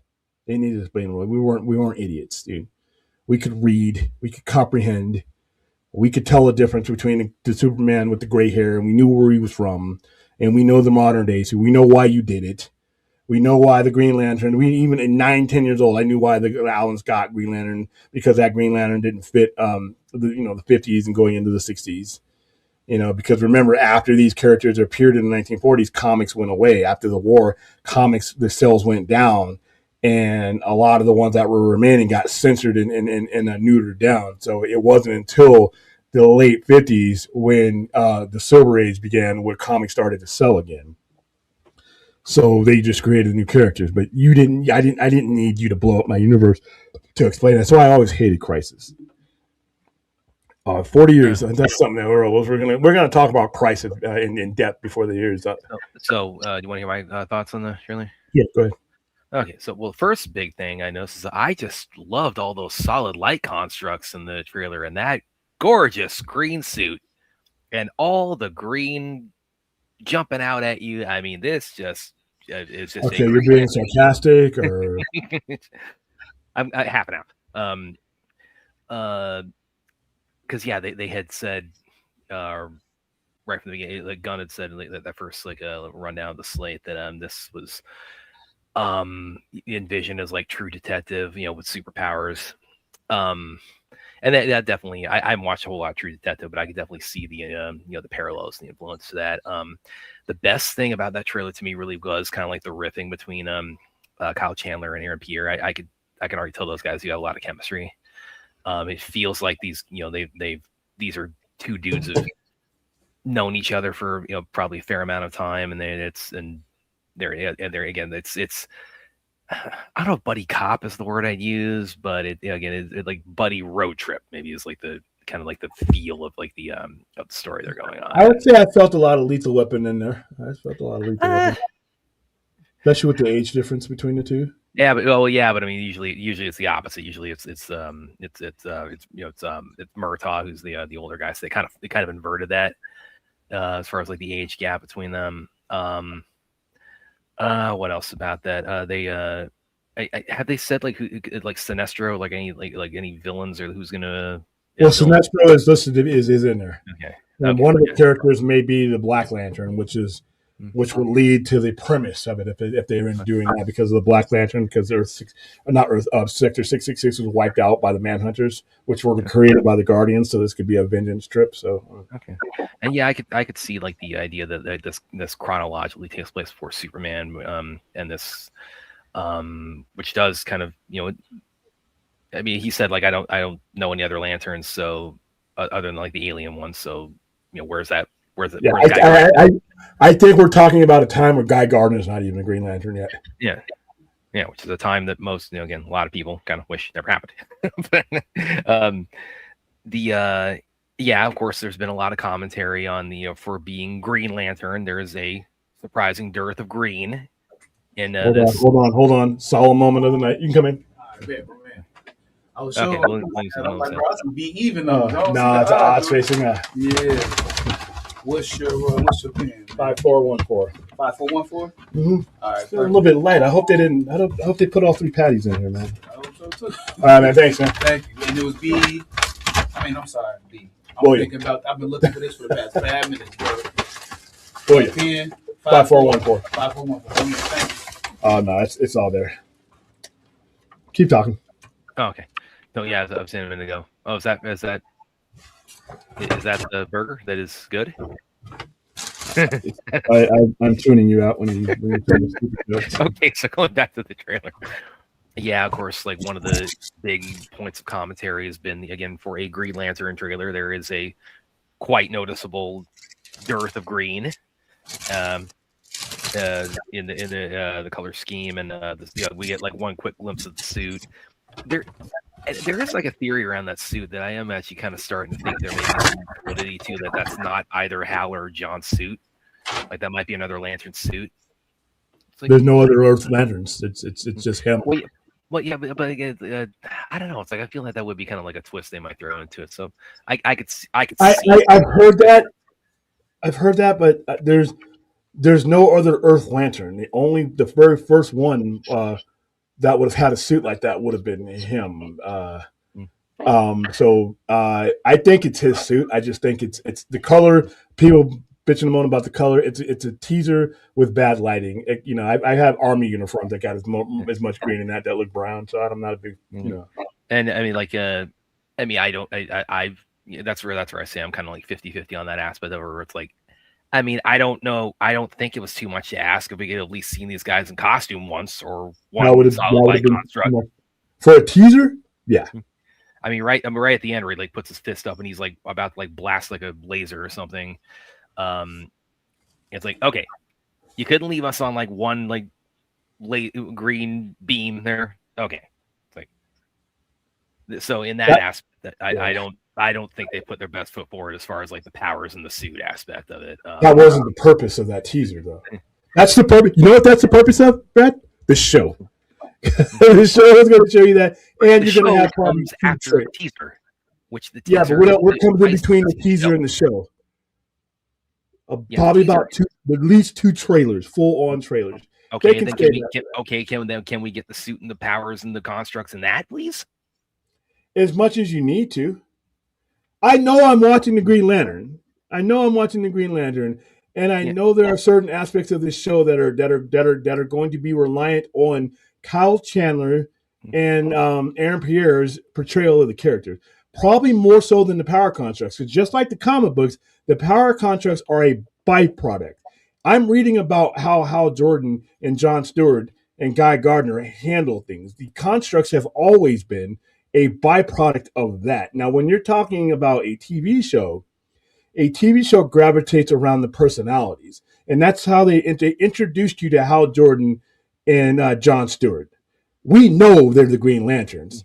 But when you're telling a story, it's not a museum piece. It's a story. So I'm okay. Me personally, and in full disclosure, I'm already in. But given the aspects of the character in the TV shows and things like that, I'm okay with them. I didn't need to see them bouncing around the sky in a full Green Lantern. How many episodes are supposed to be? Like 8 episodes, I think. 8. Yeah.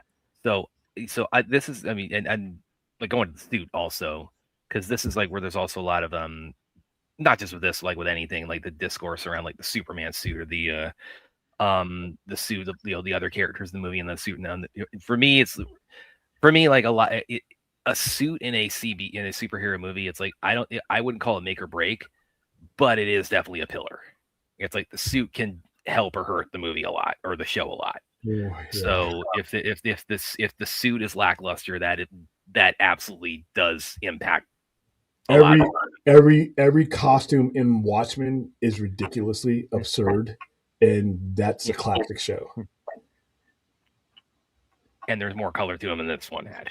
I'm not, like I said, it's not a fabric softening commercial. But go back to the episode count. It's like, if I got to wait like 5 episodes of an 8 episodes show to see a solid light construct in this, that will be a deal breaker. That's like, I highly doubt that that you're going to see most of this shit's from the first episode, probably. So the first 3, I'd say. I'm going to say the first episode. I think the first episode lays down, you see the murders in the football field, and you see that one guy coming in, you're going to figure out who he is. I think most of it comes from, at most, maybe the first 2 episodes. I don't think, this is not something like one of those trailers that shows you everything, and then this is one of those things that probably gets you going. I'm pretty sure first episode, you're going to see light constructs and things like that.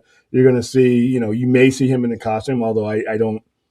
If the story is coming from the point of a Hal Jordan that is about to walk away from all this, him being the flash and bang of the Green Lantern that's in here doesn't mean as much to me as Hal Jordan himself. Like put it this way, like costume, because I would liken this like things like Daredevil or like other. That costume wasn't right.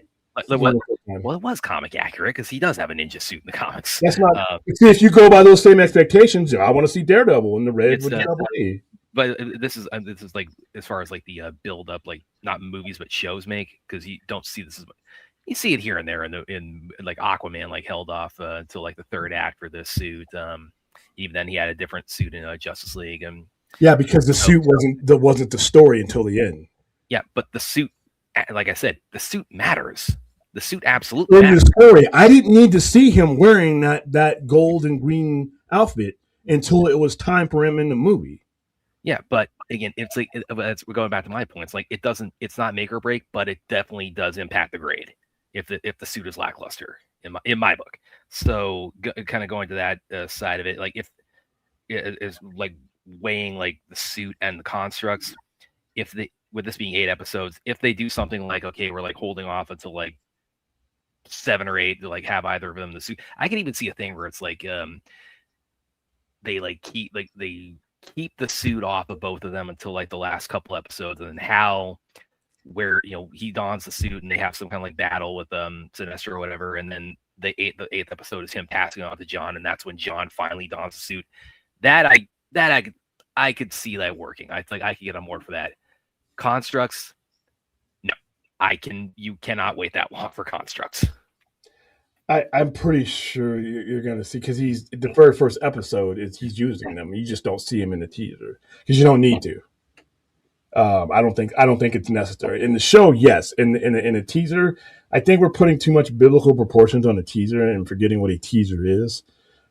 Trailers are different, and then second trailers are different, and then in a TV show, the show is different. Because I said before you came on, Watchmen's trailers didn't give me any impression of what that show ended up being.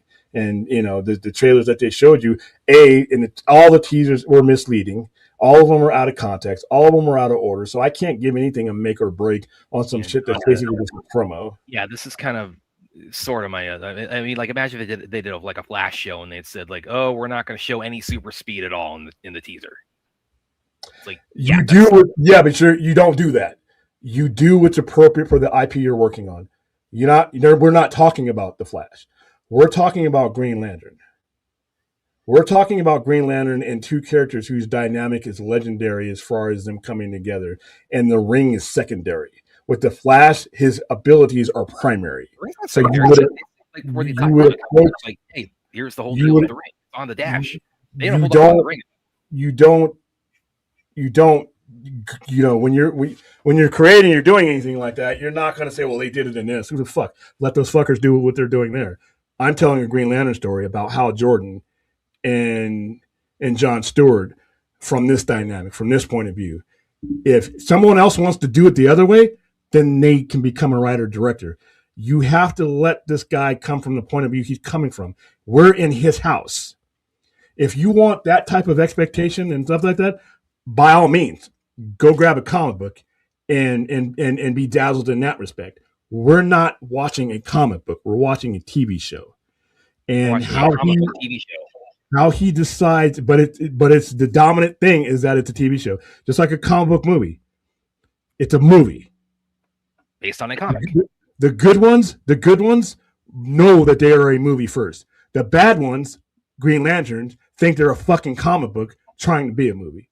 That's a problem. Got to be careful there. Each character is going to be different, though. Those rules will not apply to every character. Like bringing up the Flash is kind of pointless because you may different writer may guess what? He may want to do an old man. Whatever they're doing, you're along for their ride. Build your own if you want to, do it that way. But that's what I think the problem is people are taking their expectations and trying to impose them on someone else's story. And you got it basically just decide whether you want to watch the story or not. I'm the audience. I'm not doing that. The majority of moviegoers, this is how you tell a story in a cinematic. Everybody goes in with expectations, not just comic book movies, but anything. Yeah, but you don't fuck up your impression of what you're going to see. I have expectations for Green Lantern too, but I'm not letting them injure what Damon Lindelof is telling me. I'm basically filling my head, say, hey, well, this is what I know about it, but I don't know his story. I don't know his script. I don't know where he's going with this at all. And I love that for the fact. I love not knowing sometimes This is Damon Lindelof's story. We're being invited into it. But that can't be like a crutch for this. It's like where we don't know, therefore we have to just defer to whatever the marketing tells us. Do you know? But that's hold on. Yes or no? Do you know? But that's irrelevant. That's no, it's not irrelevant. The hell it isn't. That's not the. Your standards are irrelevant to his story. But that's irrelevant to my point. Is what I'm saying. How? Because everybody's going in. You want to see constructs and stuff. You don't know what he values in the story as far as what he's going to land on. But that's completely irrelevant. That is it's not irrelevant. That is irrelevant. How are you deciding whether that's relevant or not? I'm deciding what's relevant as far as expectations, as everybody does, as every audience member is entitled to do. This is what fucks up comic book movies, and this is absolutely not fanboy logic. This is fanboy. The hell it is. This is fanboy bullshit. The hell it is. You're putting your expectations the hell it is. on a story that you ain't writing, that you ain't directing, and that you didn't write the screenplay. So I'm not allowed. You're telling him he doesn't know to do these things or to put these things in just because you didn't see him in a teaser. So I'm not allowed to have an opinion. Is basically what that amounts to. No, but you got to know. Well, once again, when we have this Brad and William conversation, you got to know where your opinion is. It's like my opinion about nuclear physics. My opinion about nuclear physics doesn't mean much. You don't know what he's doing, therefore your opinion is weightless. No, I'm saying that you do yourself a disservice if you. It's one thing to have an opinion and expectation, but when you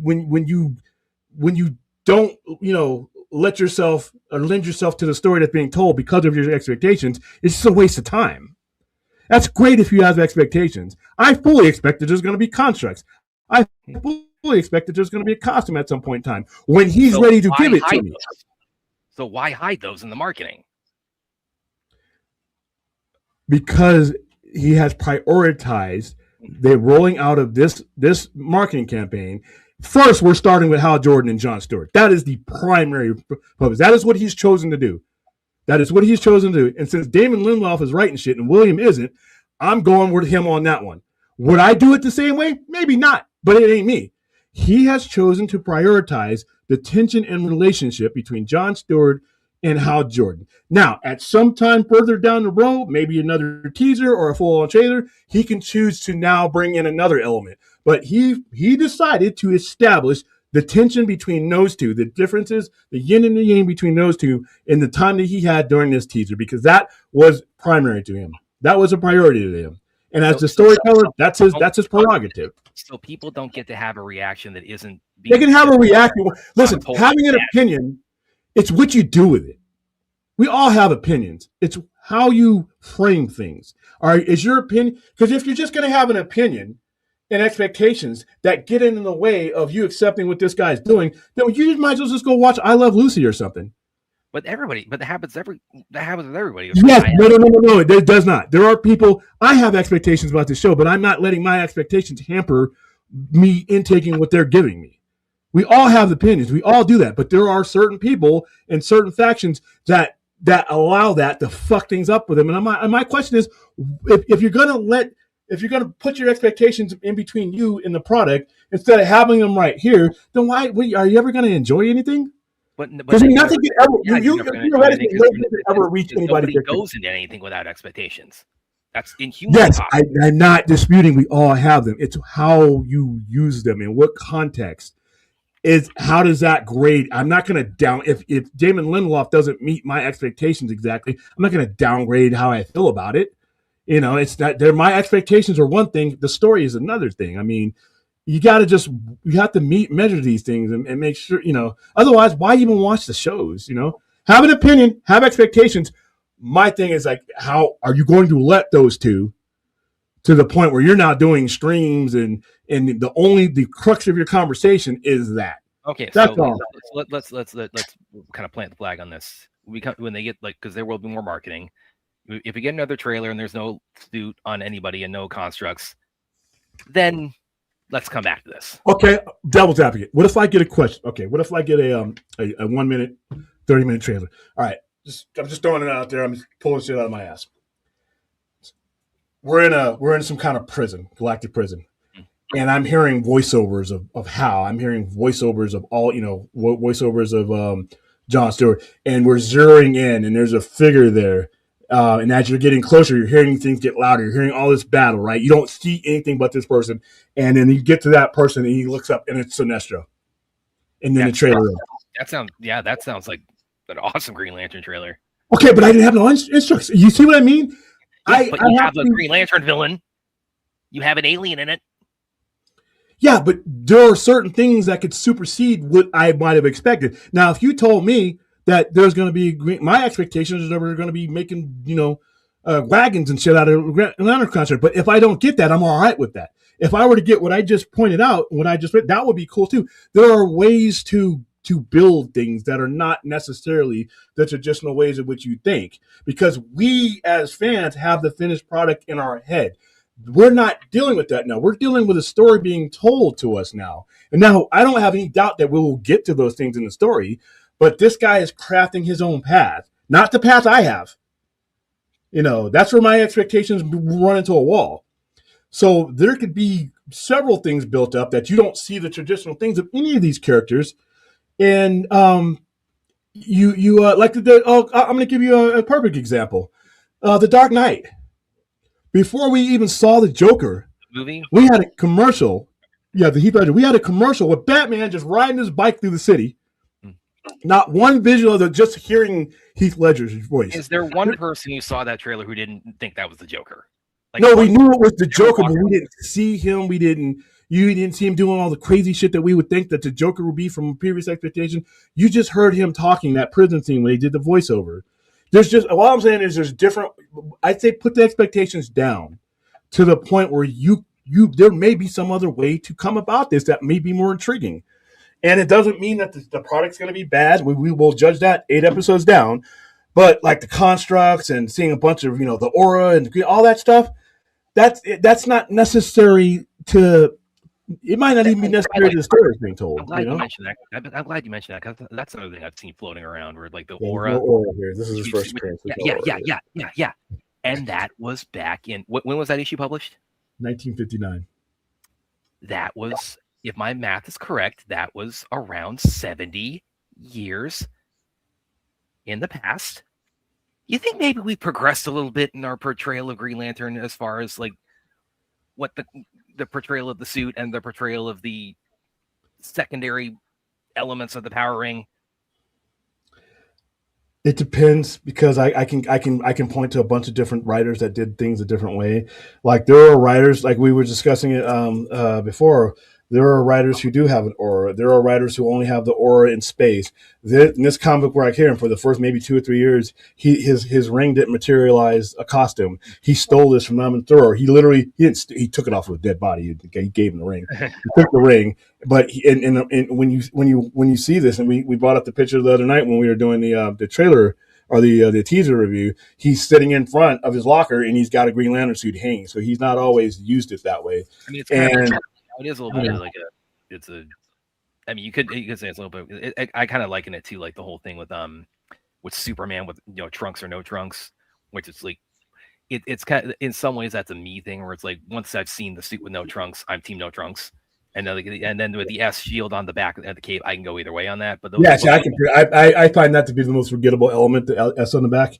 Canonically, like portrayals of him, comics wise, animation, live action, they've all been done both ways. Like the cape has had it's had the S shield and not. It's had he's had the trunks and not. So once you've seen both, it's like to a certain extent that's going to come down to. And same thing with Green Lantern with the aura. Once you add the aura, I think we're kind of like at the point where I would say you can't not have the aura. I think. Well, it's never been consistently portrayed in the comics, though. I mean, there's been plenty of instances where I can show you where he's flying, sometimes in space where he's supposed to have that atmosphere around him, and he doesn't. A lot of it's been artist rendition and things like that. So I've never really, and then when we look at, Superman, there's a Green Lantern there that is flying with no aura. I mean, it's like, to me, that's a creative license that doesn't really bother me. And that's the nitpicking and stuff like that. It's like, I mean, come on. But also the suit, we're also in a teaser, you're getting things out of context.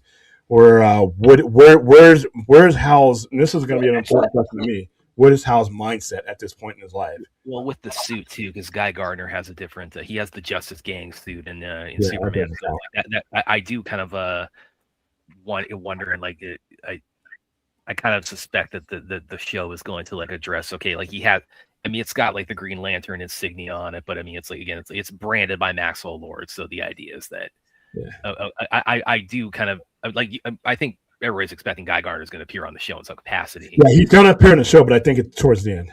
But yeah, I do think, and that's maybe where that theory that the green suit in the closet had, that's not Hal or John's, that maybe has some credence. Where it's because, again, like we still have this like gap of like, how did he go from like a traditional Green Lantern suit to the Justice Gang, Maxwell Lord approved Green Lantern suit for the government? I think that both of those suits are Hal's. I think that's I think something happens to Hal. Yeah, in the middle of the show, and I don't think it's the end of the show. I think something happens to Hal. I hate to say this, but I don't know how something might be. Yeah, I don't think Kyle Chandler makes it to the show. You think Hal dies? I think so. I could definitely see. Yeah, I've kind of I've gone back and forth on that. I'm kind of leaning towards Hal is this will, like, as we get to like episode 7 or something, they'll be like he'll have to make like a heroic sacrifice, and then John properly becomes the new Green Lantern. Because it looks like there's only one ring that they're both not having, and in the ring so that the ring Hal is wearing becomes his. I think that when you see him going to get the power battery, I think something happens. Either something happens to Hal, either gets kidnapped, incapacitated, something happens to him where in somewhere at the beginning or in the middle of the series that John Stewart is forced to take that ring. And when you go into the suits that he's looking through, that's him looking through John's closet to get the power battery. I'm looking through Hal's closet, you mean? Yeah. So that's Hal's closet. I could see them doing like maybe, and they did this. There was a scene of this in the movie where in the 2011 movie where Hal finds Abin Sur, and Abin Sur says, take the ring chose you. So I could see there maybe being like as far as like maybe like whatever flashbacks to like Hal's origin in the Green Lantern Corps. I could see like they do like a scene like that where he gets the ring from Abin Sur, and then they do like a parallel where he dies and he gives it to John. That could happen. But he would have to, like I said, he's going to have to go, because you see John carrying the power battery at some point. I think he goes to his house to get the power battery, and he looks at the costume. Yeah, he looks at those costumes because he's going through his stuff, and he sees one that's really old. And at this point, it doesn't look like Hal Jordan is a costume wearing Green Lantern. He's just out. He's just, I'm Hal Jordan, Green Lantern. Who are you? You know that. Whereas John Stewart may be more disciplined and uniformed, and he may put on the suit. Or John Stewart may make his own suit with the ring. He may be able to. There's a lot that has to be answered. And see, that's the thing I really like prior live action portrayals of Green Lantern, whatever your thoughts are on the movie, which I know William doesn't have positive ones. Not good. And the Yalanger in Zack Snyder's Justice League, and the image of Wayne T. Carr, like one thing that would use that's pretty consistent with all of those, and I do think is like this is a really good way to portray the Green Lantern suit is the idea. I really love the idea that the suit is made of energy. That's something I've always loved. Of whenever they've done Green Lantern in live action, and even a lot of times in the animation, the idea that the suit itself is a construct. Now again, like as William says, in your earlier comics, it's like it's more of a traditional, like you hang it in the closet or kind of suit. But again, like as the character's mythos has evolved, it's taken on like, okay, the suit is a product of the ring, and that's something I've always really loved about that. Is the idea of like everything about Green Lantern there's from the constructs, the powers, the suit, it's all ethereal. It's a product of his mind, because that's what the power ring does. The power ring enables you to manifest whatever you could think up. So, and I think Hal Jordan's mindset is not where Hal Jordan's mindset was at the beginning of all this. That could be it. I mean, and again, like everything I was saying earlier about like with the suits. Like, I mean, I am, and again, I'm not a hater on the strip. Let me make that clear. I'm not a hater on the show, but I mean, it's like I am fully prepared to say, like, this teaser, like I didn't, I liked some parts, I didn't like others, but then we see the show and it's like, oh, I was dead wrong on this, that, or the other thing. It's like I'm fully prepared to like say that when we get to the show. It's like I will say that to William. I will tell William he was for the first time we have ever streamed together. He was right about something when I was right about quite a bit, but I'm not keeping score. It's entertainment. William, is it possible by the time we see Justice Gang and Superman 2045, those are flashbacks because Guy Gardner is dead? No, I don't think it's because Guy Gardner's dead. I think Guy Gardner replaces one of those two. I think Guy Gardner, either Hal Jordan walks away from it, becomes incorporated in something else, some way, shape, or form. Hal Jordan is no longer going to be the one holding that ring. That's the whole point of this, is he's training his replacement. He's basically traiing his replacement, so he knows he's going to have to let go eventually. I don't think they really touched on any of this thing in like big way in the teaser, because like you said, like John, when he first debuted, he was an architect, but then he's been retconned. Now he's a Marine, and Hal's traditionally is a test pilot. Do you did you sense anything about that in the? I don't think they really touched on like their backgrounds as far as like their human jobs before, but I mean, but you from what I understand, it comes with that history of the Marine and they John, Aaron Pierre, like the way he was portraying, he definitely came across like a Marine kind of like aura, I guess is the word I'm looking for. A young by the book, because the only thing he knows is the book. He's not old enough to know anything but the book, whereas Hal is old enough to have seen the book, read the book, thrown the book out, and rewritten it. And that like I said, that was the thing I liked most about this teaser, was like the back and forth between them, because like John, he seems very disciplined, he's very, like you said, by the book, and Hal's like he's a veteran, but he's more loosey goosey. He's more like it's like I've flown around the universe, I've seen stuff you haven't, so he's got more of a carefree attitude. So so that I do get the sense that they are going to portray John as a former Marine, and again they'll probably delve a little bit in the like Hal's background as test pilot. Yeah, but I can't see a scenario, but I could be 100% wrong, where this isn't, the dynamic seems like, the old guy at the end of his road type of situation, kind of like what Hal was when he was replaced by Kyle, but for different circumstances. I don't think you're going to see a Coast City type of situation. I just think this guy has lost his willpower, and I think that which that's important for Green Lantern to have. Yeah, Green Lantern, that's why he doesn't use the costume. I think he probably just walks around, because he's walking around doing an investigation full on, and see costume like that, because I just thought that could be a really, and this could be something where it's like I would say this is really clever, and that would actually probably contextualize why we don't see powers or constructs, or is the idea that you talk about he's lost his willpower. Like, what if that's actually like an impediment to him like using the ring now, where it's like it might be, he might only be able to do certain things. He might not have the imagination or willpower to do it anymore. Because that would be clever, and that it's like if that's what ends up being in the show, then I will look back on this and say it's like, okay, that was good marketing, where it's like there was a reason you held back on the superpower element, and that was good on you. That was a good job. Yeah, but I do think they're going to make the controversial move to work Hal Jordan as a carrier character to what they're going to do with John Stewart. Now, I don't know if they'll kill him, because even when they've killed him, he's alive and well on comic book, right? So, comic book death. So, which is that tells you everything you need to know. or Hal goes off somewhere and just maybe they don't kill him, but I'm almost certain, just based on what I saw, which is not much, so take it with a grain of salt, is that he leaves, he stops being Green Lantern, and that's why you get Guy Gardner. Do you think that we'll see, like, because of course we got Hal, John, and Guy now? Do you think like we might see it? You might see like Kyle in there. Do you see any other Lanterns like not yet?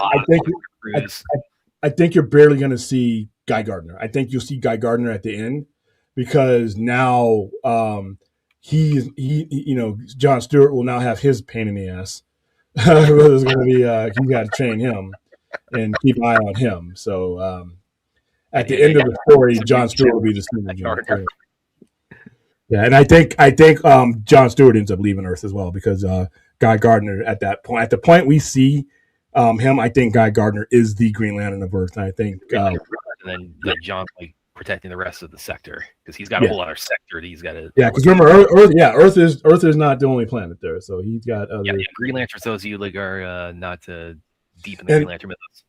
It's like all the Green Lantern Corps, they're all assigned a sector of the universe that this is your turf. This is what you protect. And It's 28-14 for Green Lanterns. That's where Earth is. So the Green Lantern of Earth, that's his sector that he protects at any given time. Aaron says he should. Yeah, I think anytime William and I would we start when we have a back and forth like that, guys, we're not hating each other, but I think people think I think people are getting the impression we do that when we ever get. Now we're speaking. At least I'm speaking to you all. I'm speaking to you all through Brad. Yeah. And the reason why, because he's got valid points, but I'm trying to illustrate to, because I don't know who's going to be watching this show in the next 4 or 5 days or 6 months. And I want to make sure that you're getting both sides of the coin. Having an opinion and expectation is 100%. That's fun. Having an opinion and expectation to where it curtails your ability to accept the story being told, that's a little bit, that's different. You got to be, I think, in order to enjoy any of these things, you have to be able to set your expectations, to the side and let what's being told you in. And then once it's all said and done, bring your expectations back and then do the measuring that way. And I'm definitely going to try to get us the screeners for this as we get closer to, again, we have somewhat of a release date now. It just says August, so that could be 1st, 31st, anytime. But I'm going to try to get us the screeners for that so we can let me talk about that. Donna says, well, you're saying Hal Jordan's on a highway to heaven. That's what that. Listen, at least I have more than that picture of them walking down the road. I got tired of that. And that's the same thing with Creature Commandos that drove me nuts. The only market we had for a year was this one single picture. I mean, we finally got something else, so that is definitely in the plus column. I wouldn't mind seeing a training day version of the Green Lantern dynamic. Yeah, I can see that with Lonzo. On King Kong, ain't got nothing on me. Yeah, every time. I don't know if I want to see that. That's gonna be. That has got to be like Denzel's career. That's got to be a top 5 moment. Well, I mean, that's an Academy Award winning moment. No, it's on the top row, and your burger's getting cold. No, I got it. Throw the microwave, yeah. All right, so 40 years ago today. 40 years ago today. Connor McLeod Highlander premiered in theaters 40 years ago, March 7th. I mean, this is not every time I get the date right on, because usually sometimes the shows don't follow on the date. We we're not on the air or whatever. Something may happen, and we just do it when we can. But today, March 7th, 1986, in America at least, Highlander, a film would eventually prove ahead of its time, premiered in America. 40 years. Saw the movies. Yeah. Saw the movies. I was. It had a staggered release. It didn't come out in the UK until August 29th. That year. Yeah, this movie had hardly any distribution money. It had hardly any advertising money. I don't recall any. In fact, I found out about Highlander when I went to go see it. Well, it was Canon Films that put it out, wasn't it? Yeah, and they just made movies. They made stuff for $15. So. Yeah, and they just put so much out. That's how they made their money. They made volume. It didn't matter if one in particular thing rose or fall. If a certain amount of people went to go see enough of their movies across the board, that's how Conan and Orion did it. Marketing for this was Queen. Yeah, and that was after the fact. So, because The Kind of Magic, I think, came out right around the release time, and not a lot of people, because it wasn't. I don't believe they may have a soundtrack, but Kind of Magic was a de facto soundtrack, and it wasn't named that when you see it. When you see the videos, if you look up the videos for, I believe it says A Kind of Magic, because that's the album it came from. Usually back in that era, it was music from the motion picture soundtrack of so-and-so. So a lot of people didn't make that connection until you actually saw the movie. This was back in the day when we would see movies that when we were going to a movie, while we were waiting or while we were coming out, we would see a movie poster of what was coming on in the last or next week or so, or certain dates, and we would mark that calendar. That's how I found out about this movie. And then yeah, it was a year before you were alive. But yeah, we I had, this looks cool. I knew who Christopher Lambert was, I think, from Greystoke, and that's the only thing I had ever seen him in. I didn't know anything about Highlander. Yeah, you just want to see you get food poisoning. Nah, I got an iron gut. That's you can sit there for a while. I had seen that. That's all marketing. And it showed in the kind of response it got. It got panned. It didn't it didn't make a lot of money. It made as money as you would expect it to make. Highlander is such an anomaly as far as like its a commercial performance. I mean, pretty much every movie that has flopped. I mean, every movie that's been put out in theaters has bombed. And the saving grace of the first one is that it became a hit on home video. And, and that's how the series stayed alive, or how the movie franchise stayed alive until we got to 1992, 1993 when you had a show. But I credit its longevity and its survival to Queen. Oh, because definitely. Once you were able to connect those songs to the show, it became synonymous with it. And even though a lot of people didn't see it in the movies necessarily, you got to realize back then, a lot about just under half of people would see movies for the first time when they went to get them on a VHS. There were a lot of movies, and I feel there was a lot more movies being released in the mid '80s than there was at any other time. You may sometimes, like my family, we went every other week, sometimes every week. I know families that when we were growing up only went to the movies once every 3 or 4 months because of finances. Well, of course, you and I had the the advantage, like in that with that aspect, like the finance aspect, of growing up, in military families, where if you live on a military base, I mean, a poor family is a poor family on a U.S. military base is not like a poor family, not because you got a lot of things taken care of.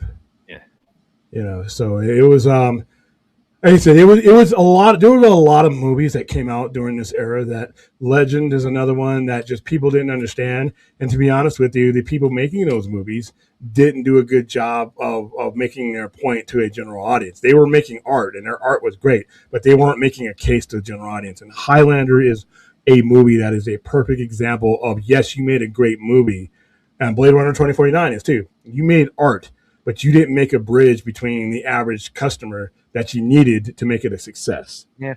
And on video, it's a different case. I forgot how much it will cost you to get a video rental from the store, but I know it was significantly cheaper than taking a family of 3 or 4, even back then, to the movie theaters. You could go get 3 or 4 movies for that price and watch them throughout the weekend. You didn't have to turn them back in until Sunday night or Monday morning, so you were good there. You had plenty of time to watch. I rewind. Remember that. Yeah, there you go. Boy, and they come after your ass the next time. My other favorite was like Blockbuster. They would have like the they'd say like, don't leave your, because this was back when they were on cassettes before DVDs, and they would have the one cassette where it's like, don't leave the sample one that they would have sitting there all fucked up. Yeah, I remember. Where it was like warped because they somebody left it sitting in the passenger seat when they were on a hot day when they're like running errands. Yeah, and they would have it sitting there in a box to show you. Yeah, so they said, don't turn back and go like that either. Yes, so these are things that people of our age we saw that younger viewers may not have. And by the way, real quick thing too, because that's the poster I saw.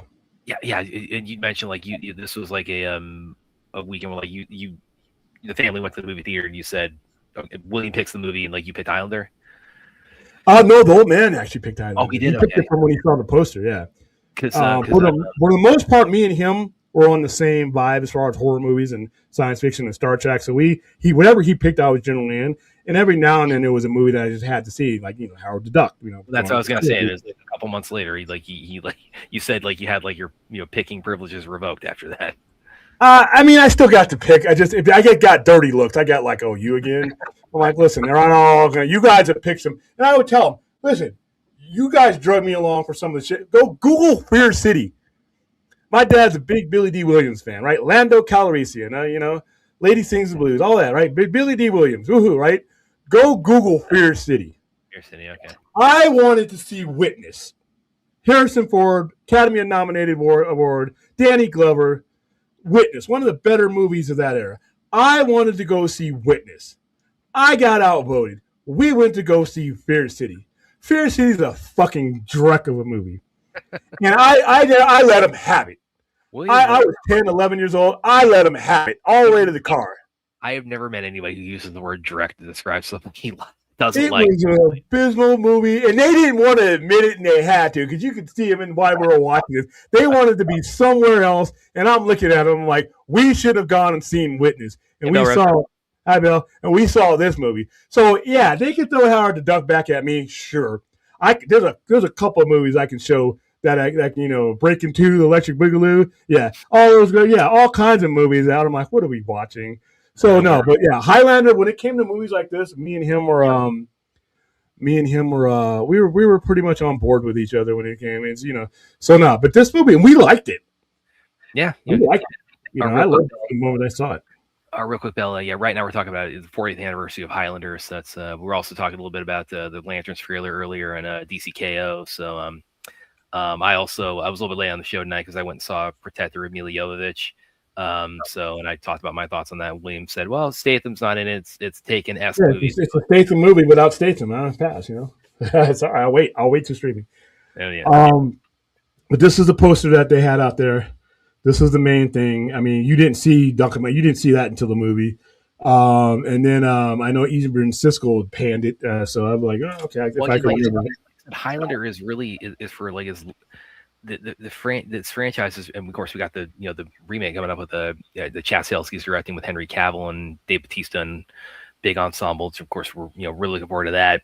But as I mentioned a minute ago, Highlander, it's really an anomaly as far as like any kind of franchise or IP or cinematic universe, whatever term we want to use, that's like had this kind of extended life where it's like, I mean, every Highlander movie that they put out, they've all bombed theatrically. None of them have made money theatrically, but because of like the cult following that the first one got, from like home video and of course Queen, the soundtrack, that basically what it lacked in box office, it made up for in legs, post theatrically. And so Sean Connery in this movie. This is the elder statesman time in his career where he was still doing Bond. I don't know why the fuck. But he was in movie. He was headed in the very next year. I think he would be in Untouchables, where he was winning. 2 years later, Indiana Jones' father. Yeah. So he was. This was a big name.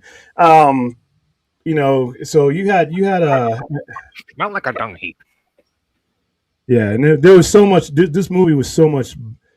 It was hard to explain to people why you liked it. It's like, I like it, and it's like, well, why is it? It doesn't make any sense. I know it doesn't make any sense. And then I stopped defending Highlander when I had to defend Highlander 2, and I'm like, there's no defense. And and then I no longer had to, because then I had the TV show and it came on. But yeah, Let me tell you my intro, because of course I wasn't born yet when the movie came out. The first one came out. So my intro, and this actually William will know this location I'm describing because both of us growing up in military families. So it was I was probably like about, I think I was about 10. We were at the shopette on the base.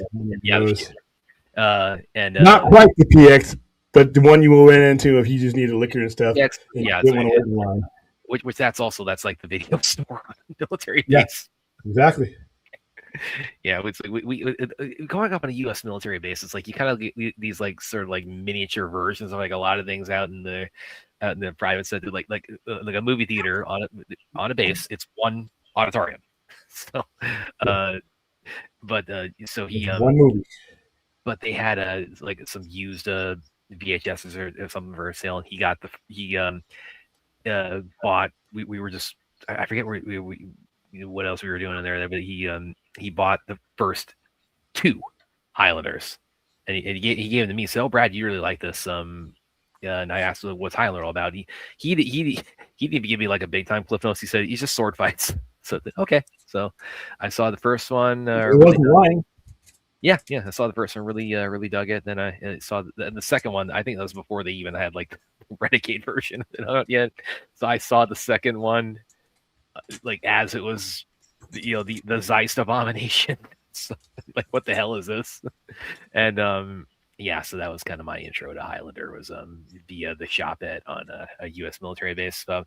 And of course, the first one is far better than the second one, even with the updated versions. Which again, the Renegade, as long they took Zeist out. I mean, it's like I'll at least credit them for that. On the Renegade version, they took Zeist out. They made the best movie they could of Highlander 2 with the Highlander 2 they had to work with. That's like burning the food and you're trying to scrape the burnt shit off of it. It's just not gonna work. It's not gonna. It's like they did the best they could with it, but yeah, Highlander. That's my intro to Highlander, and I didn't see. I don't think I saw this TV series until quite a few years lader, but I watched it from episode 1. Because again, I thought the first movie probably like close to when the show was like wrapping up. It's like, and I still kind of had like Highlander in the periphery because the show was big enough. It was kind of like Buffy during that time, where it's like it was big enough where like even if you weren't actively watching it, you still had it in your periphery. It was still something like you'd heard the name, you knew of it, even if you weren't like actively following it. And as William said, they scheduled it. They were trying to cancel that show for 7 seasons.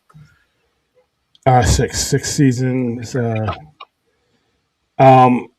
guess I was happy with everything I ever got from that series because I never thought I was going to. And I go back. I think last time we talked about Highlander, to going back to you mentioned we were talking about the Kurgan. It's the villain, and of course Batista is going to be the Kurgan in the new one. And you talked about like he's a formidable warrior, but yet it's like Clancy Brown. Yeah, they did portray the Kurgan. He's a pretty big idiot. He's definitely not the. Yeah, he's not winning. He's brilliant, but on the battlefield, but he's not in the battlefield. And as he's grown older, he's existed in these societies with this big oath where you just can't hack people down. I mean, without causing a problem. And luckily, he's immortal, so you can't really. Nobody's going to know to take his head off unless it's another immortal. So it's and the one of my favorite scenes with the Kurgan is when they're because immortals, in the Highlander universe, they have their rule is they can't fight on holy ground. So and with the way Highlander plays out is like Connor McLeod discovers he's immortal. He trains with Ramirez, and like as the immortal population kind of like decreases, they're drawn to to kind of like basically finish each other off. It's this event called the Gathering, where it's because the whole tagline of Highlander is there can be only one, and then whoever is the last immortal, they win the prize, which is you don't really. Connor doesn't really discover. You really don't want to know what the prize is. Come to think of it, depending on how they distort it. Oh, we can have babies now. Well, that's Highlander Endgame, and that's a whole other piece of shit. And the source was. It's worse than Highlander 2. It's worse than Highlander 2. That's saying something. You know what? They could really explain this whole. Basically, listen, because you have immortals that will never know that they're immortals because they never get killed. So the gathering could be of the immortals that are aware of themselves. Yeah, because as soon as you kill the last one, if you kill all the remaining world and another immortal somewhere down the line dies and realizes that they're immortal, then now they are and they start dying and accumulating again. Then you basically would have another gathering because not every immortal it becomes an immortal like Richie. Like Duncan knew that Richie wasn't immortal. That's why he took him under his wing. Somehow he knew that. Again, for those of you who haven't seen Highlander, that's how immortals they discover they're immortal. They have their first death. They get something that would kill a normal person. They quote unquote die, and then they're revived, unless it's by decapitation, because that's the only way immortals can die in the Highlander universe. So if they die by means other than decapitation, they return, and it's like, oh, okay, I'm immortal. But so they're they're drawn to the event called the Gathering, where it's okay, the remaining immortals are gonna face off until there's only one. But their one common rule is there's no fighting on holy ground. And so there's this one scene when it's just Connor and the Kurgan left, and they're both in this cathedral, so they can't go at it in their swords, and the Kurgan is just pushing Connor's buttons. He's just trying to get him to violate that rule, and Connor's has got enough self-control. He says, "Okay, I'll meet you outside in a few hours," and the Kurgan's in there looking like this this biker dude, and the priest comes over and says, "Okay, I'm gonna have to ask you to leave, sir," and he strolls out of there. Again, he quotes Def Leppard. It's like, "I have something to say. They're to burn out and to fade away." Yeah, that was that movie. That movie made a lot of impact on me as a science fiction fantasy fan, and it stuck with me, and I followed it wherever it went. And sometimes it went to some shitty places, but sometimes shitty places. It went to a great place for 6 years. And then now we have a remake. And by the way, it has been confirmed because I've seen him while he's filming that Christopher Lambert is in this movie, which is kind of cool. I don't know what context it is. I don't know if it's just like a cameo type of deal, like what Christopher Reeves just doing Superman, where he's not Superman, but he's in the movie. I don't know the context, but I know he's in this movie because they show pictures. I guess I missed that, or because it also is like Henry. It's not. Because we've speculated that previously it could be like within the Highlander universe, but not a remake. But Henry Cavill, but he is playing Connor McLeod. Dave Bautista is the Kurgan, so this is a remake. But that must have gotten by me because I didn't see that about Christopher Lambert is going to make an appearance. More to that. All right, so DCKO has reached its final issue. I don't know how. I know I want to talk about this, but I don't know if I want to fuck it up for anybody. Well, that might have fucked it up right there. But I'm going to go ahead and spoil a little bit. Okay, listen. At the end of issue 4, Lex Luthor pulls some shady shit. And he becomes King Omega, but he's not. It ends up being Superman. Shit. Oh man, I never would have thought. Yeah, Superman becomes King Omega, and he has the power to reshape reality. And he is the one that ends up, and I'm going to put this in. You really read this because there's text in here that's really good. There's a battle that takes place throughout all time, and the heart of Apocalypse is guiding Superman.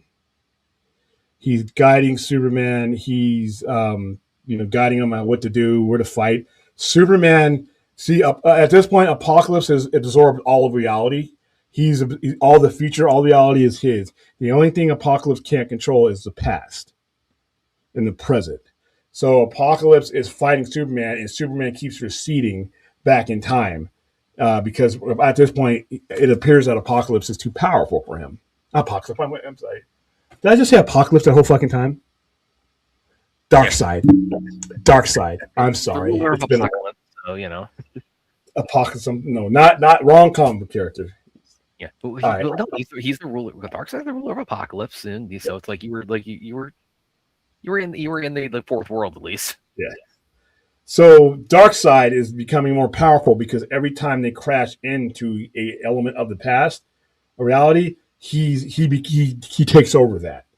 It gets to the point where they get all the way back to the Big Bang, and Superman absorbs the enemy or the energy from the Big Bang, and he starts beating the hell out of Darkseid. And the heart of Apocalypse is like, you need to kill him. You need to kill him and reshape the world in your vision. That's why you were chosen. Superman doesn't want to do that. Superman says that this is if he gives this long speech, and it's kind of cool. The universe, good or bad, is made up from its perfections and imperfections, and if it's all under one will, what's the point?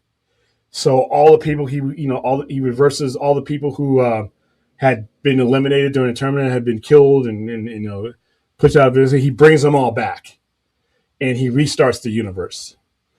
So but what this does though is it sets up DC Next Level, and it sounds like from the last pages of this that they're setting up an absolute crisis, and I got some feelings about that. All right, why do we have to name it that too? Why are we doing this? When I think of absolute crisis, I'm worried about, are we getting rid of my absolute universe, or are you paring down these other realities? So when I see Scott Snyder, I'll be seeing him at a WonderCon here in 2-3 weeks. I'm gonna ask them, what are we doing here? Because Absolute Crisis, and they're like, oh, we're gonna do Absolute Crisis, and I'm like, what are we doing? So, but it's DC Next Level. That's the next thing that we're going into. Here are some of the covers of it. And like I said, I'm only going to I only wanted to give you guys that synopsis of it, but I want to stop. I don't want to give you the full on synopsis because I want you to go read it. Real quick, hold on, real quick.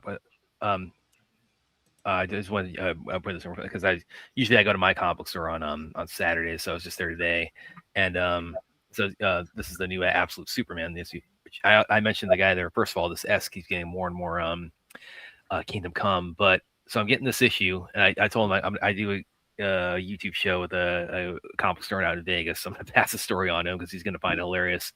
So I'm buying this book, and the guy with the camera says, "Oh, Michael Jackson's Superman now." Oh, jeez.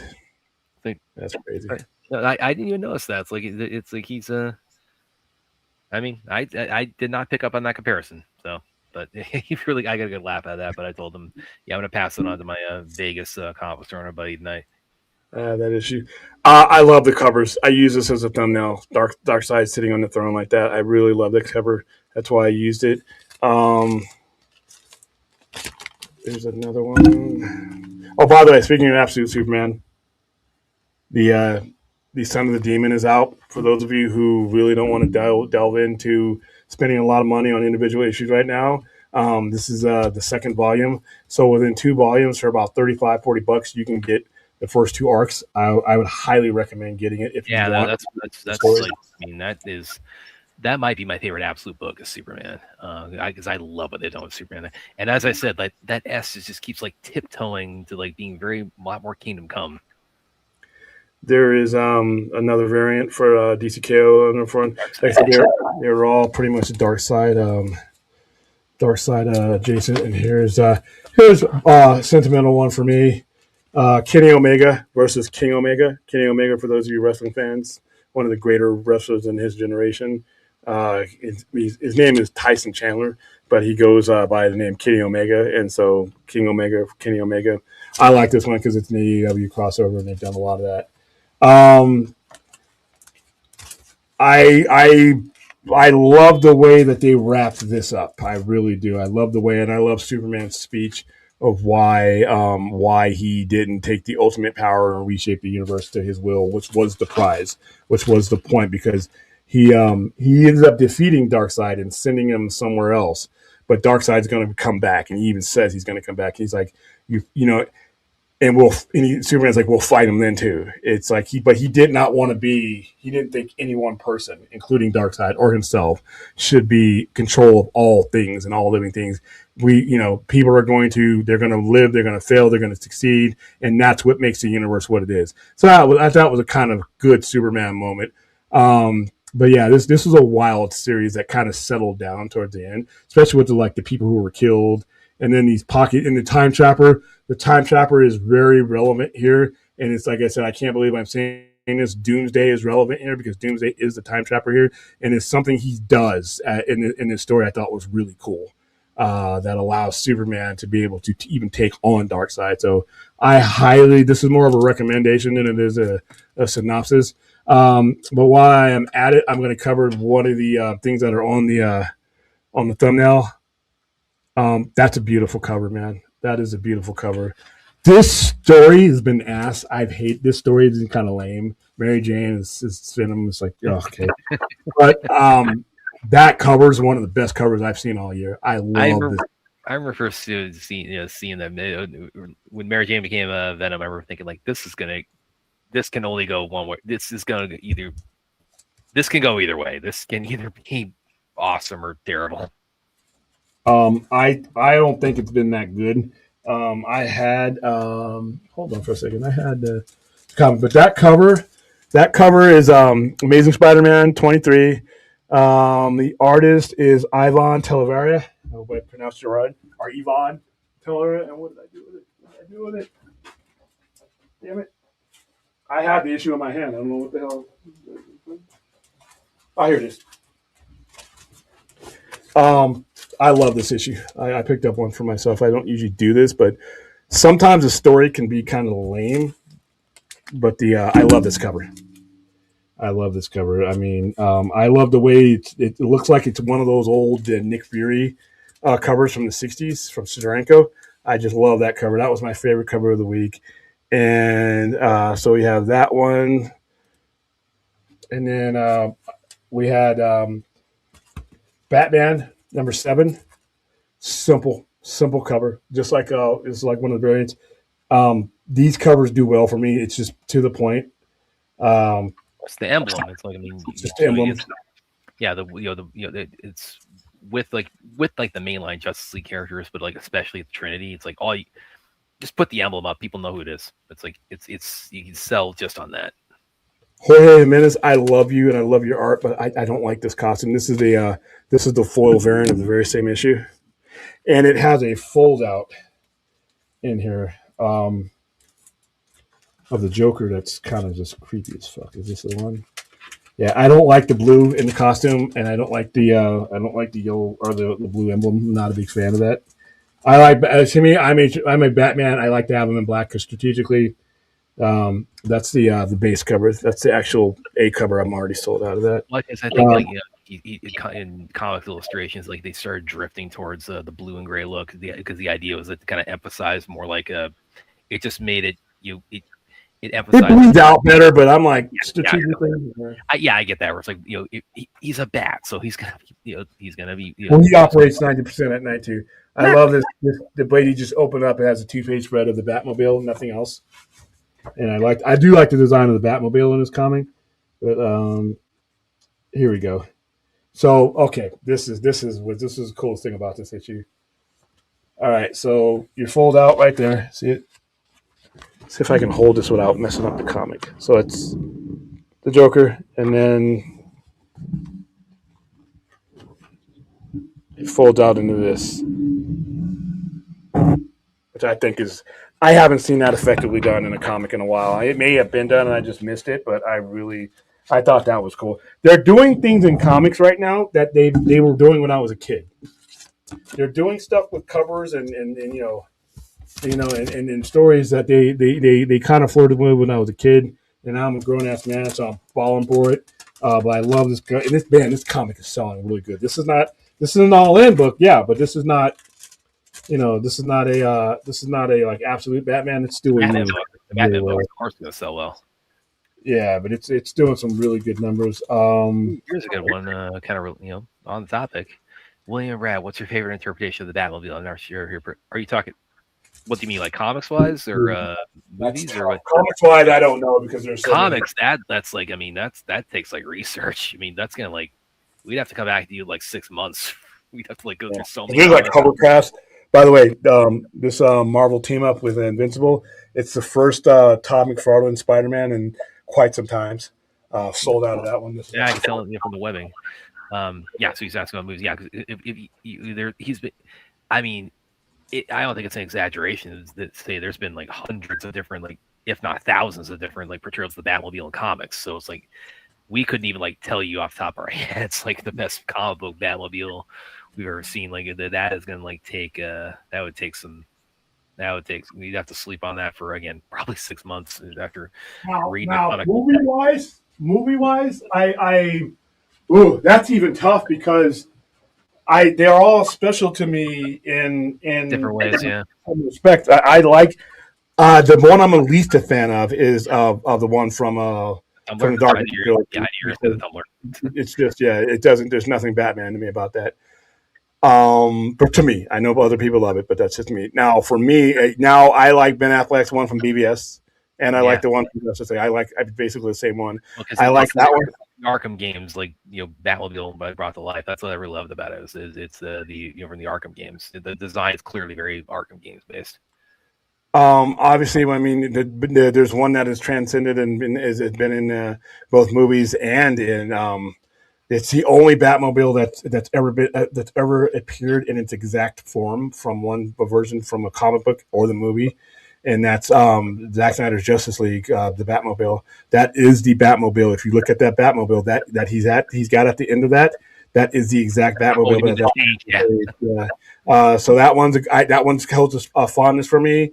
The absolute Batman one, whatever the fuck that's supposed to be, it's like the an big entire like house, construction site.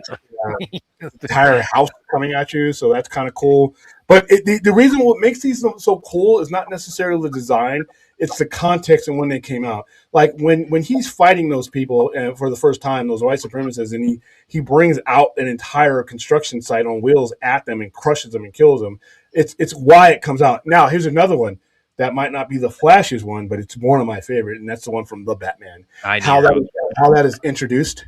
It's like a monster movie moment. I mean, it's like a shark in Jaws like kind of scene where it's like you hear it first, you hear it, and it just like revs up, and then those and then the lights behind it, and the way it just revs up, and then when he just inches forward and everybody bolts, it's hilarious. And that's about what, like about an hour or so. I mean, they hold off at it. Hour and 34 minutes, I believe. Yeah, it's because he's riding around on the Batcycle for most of that. Up to that point, and so they hold off on the Batmobile and that's it's interesting you ask about our favorite Batmobiles, because I was actually thinking about this not too long ago, like my favorite bat vehicle chase scenes. I was kind of running through those in my head, and because if you look at it, like there's every live action Bat we've gotten, they've all had some pretty awesome chase scenes in the Batmobile or on the Batcycle or in the Batwing. So yeah, the Batman one definitely is really up there as far as like Batmobile chase scenes. Again, really love the one in BVS when he's trying to get the kryptonite and he literally bumps into Superman, or when he's fighting the parademons in Justice League. And what are there? The Batcycle one and the Flash in the beginning of the Flash also I thought was pretty awesome. And yeah, I think William's not a fan of the movies, but I really like the Bat Pod chase in the Dark Knight too. So those are like that's a lot of my favorite Bat vehicle chase scenes. Yeah, I was more impressed with the Batcycle than I was with in those movies than I was with the Batmobile and that, because the Batmobile just looks like something out of a. Well, it's a black tank. He's not wrong. It's like it's a black tank. All right, we're going to wrap this up by answering the last of the. Brad, did you know Highlander is what's that, Aaron? HEMA. Oh, I think I know what you're talking. Historical European martial. Yeah, I know. I remember that acronym. We got to speak. Historical European martial arts, because again they're using broadswords. They're using like the stuff they would weaponry that you would see in Braveheart, things like that. So like historical European, which again is like far more weapons focused, but yeah. So I saw you type that, Aaron. I was like, I know that acronym for somewhere. Oh, right, there it is. Thank you for pointing that, Aaron. We got to get our nightly martial arts quota here to that William. But it's William. If I had the options, would I make any changes to Highlander or Blade Runner to make it more accessible to general audience, or would I? I'm going to go ahead and leave them where they are, because sometimes you think, oh, I can make this different. I can make this easier for people to understand. Sometimes people are just too fucking stupid. All right. Sometimes just you got to let people be dumb and get smarter. Don't change the art. I would spend that time. Educating them on these things rather than change the thing, because it's what makes it special. Yeah. Well, it's. I mean, I'm not saying that this is the case for either Highlander or Blade Runner, but I mean, there's also a case. I mean, you see this a lot happen when things become cult classics. I think probably a lot of us would say this is the case of a lot of Zack Snyder's filmography. There's also a case of like something where it's like it's divisively received or even negatively received, but then it's like reappraised later, and that raises the idea that it just came out at the wrong time. So again, I'm not saying it's necessarily the case with Blade Runner or Highlander, but I mean, again, and they didn't be honest with you with either of those movies. The filmmakers did not do a good job in expressing what they were doing. I can't change that, but I don't want to change the movie though, because I think it would be doing the viewer a detriment to not have them experience the whole thing. So, dude, Lanterns needs to look up good comic book movies like Civil War and Infinity War and Winter Soldier and Tier 1 action superhero genre. Okay, protest with all due respect. None of those movies have anything to do with the story that he's crafting. just like you let those people in these movies that you're listening craft their story. He's got to be able to do the same things. He's not making other. He's making the Green Lantern that he was hired to make. And this may be what you want to see, and maybe what we all ultimately get, but that's not a blanket assertion, though. It's an HBO show. HBO shows have been doing well with or without action. Which, by the way, that's why there's all those F-bombs in that trailer too. Yeah. So I would have to depart with you a little bit there. If I'm Damon Lindelof, and this is anybody, make your movie. Use influences where you think they're appropriate, but because this movie was made this way here, this movie has no bearing on you, and I don't want it. I want what you have. I want to see what you came up with the influences that you chose. I don't need all these other movies to be a barometer of what they need to do, and I think that happens a lot, and I don't think that's always the best path. Yeah. He also says Highlander might need help later on. I think Highlander. I do think that you're definitely going to see a lot of in trailers and posters. You're definitely going to see, like, from the director of John Wick, plastered as much as they can get that on there. I think that's probably going to be now. I mean, it doesn't mean it's like a 1-to-1 as far as like the John Wick audience is going to like jump over the Highlander franchise, but I mean, it's just, I mean, you see that happen a lot with that you see, like, from the director of, or from the producer of, or from the writer of. It's like, yeah, I just hope they don't do sword fu. When I go to see John Wick, I'm going to see John Wick.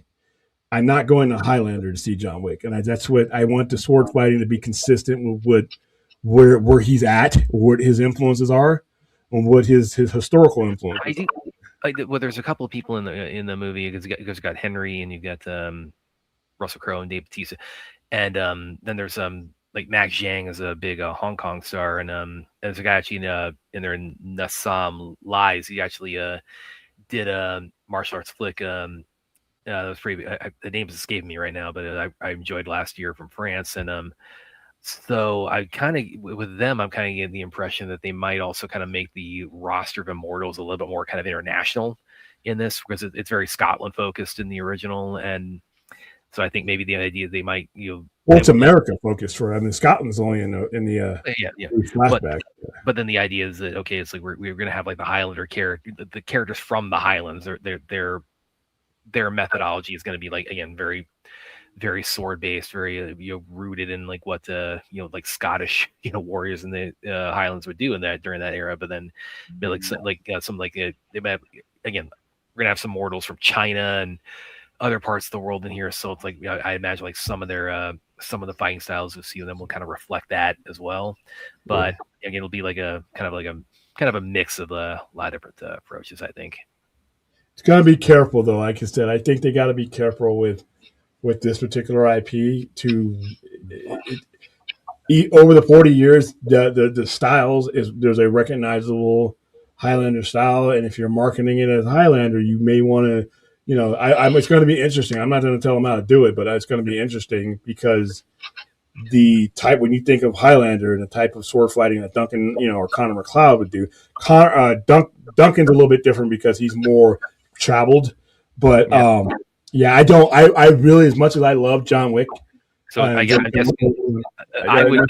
I could tell Aaron and I would love this, but I don't think William's going to if that's what they do. Yeah, but that's not what you're going to have to really retrain people's minds then, because that's not what I don't think people are going to go to Highlander to see John Wick. That's just a theory I got. Now, Aaron, this would be because he's got a sword, so it's like that is a little bit like you're gonna do jiu-jitsu.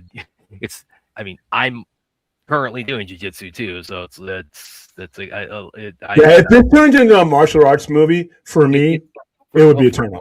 Well, it's just like, again, Aaron, I'm kind of like picturing like, okay, how could you like do what you do in jiu-jitsu, like all the like rolling and like mount side control and all that, like how are you gonna I might have to walk out if they turn this into a martial arts movie like that with a sword. It's like, how would they do that? They shouldn't. But how would they do that? It's like, again, Aaron, they would make a movie about that. I'm just like, I'm not saying they couldn't. Hema, Yeah, Aaron and I are gonna love this movie because it sounds like that's we're gonna get a fair amount of that. Be careful. Be careful. Be careful because, like I said, I'm not. You telling me Highlander? I'm not thinking martial arts movie. And I hope I'm assuming he has enough distinction, and enough breath to know that this isn't John Wick. Just because you directed John Wick doesn't mean every movie that you do has to be emblematic of that. And I would be very disappointed. It is funny when you say that. It is funny when you say that because again, it's like it just for like Chad for like this being his first. This is the first thing he's directed. It's not John Wick. It's I don't know. I don't know why it stands out to me so much, but again, the one clear commonality between like the mythos of both universes is that the characters have this one designated area where they cannot fight. They cannot have it's Highlander, and then let's fucking break that rule though. These fucking immortals don't break the rule. The John Wick people killing people in the Continental. That was part of the story. But it is still a rule. William, what are your thoughts on people who want to be spoiled instead of being surprised? That's gonna be different from person to person. Like I said, I am enjoying with this Lantern thing, not knowing, because it's fun that way. But at the same time, if you spoil something for me, ultimately it's about the execution. I can know exactly what's going on. I could still want to see it because of execution. So some people are like that. Some people, the surprise element is not a big deal.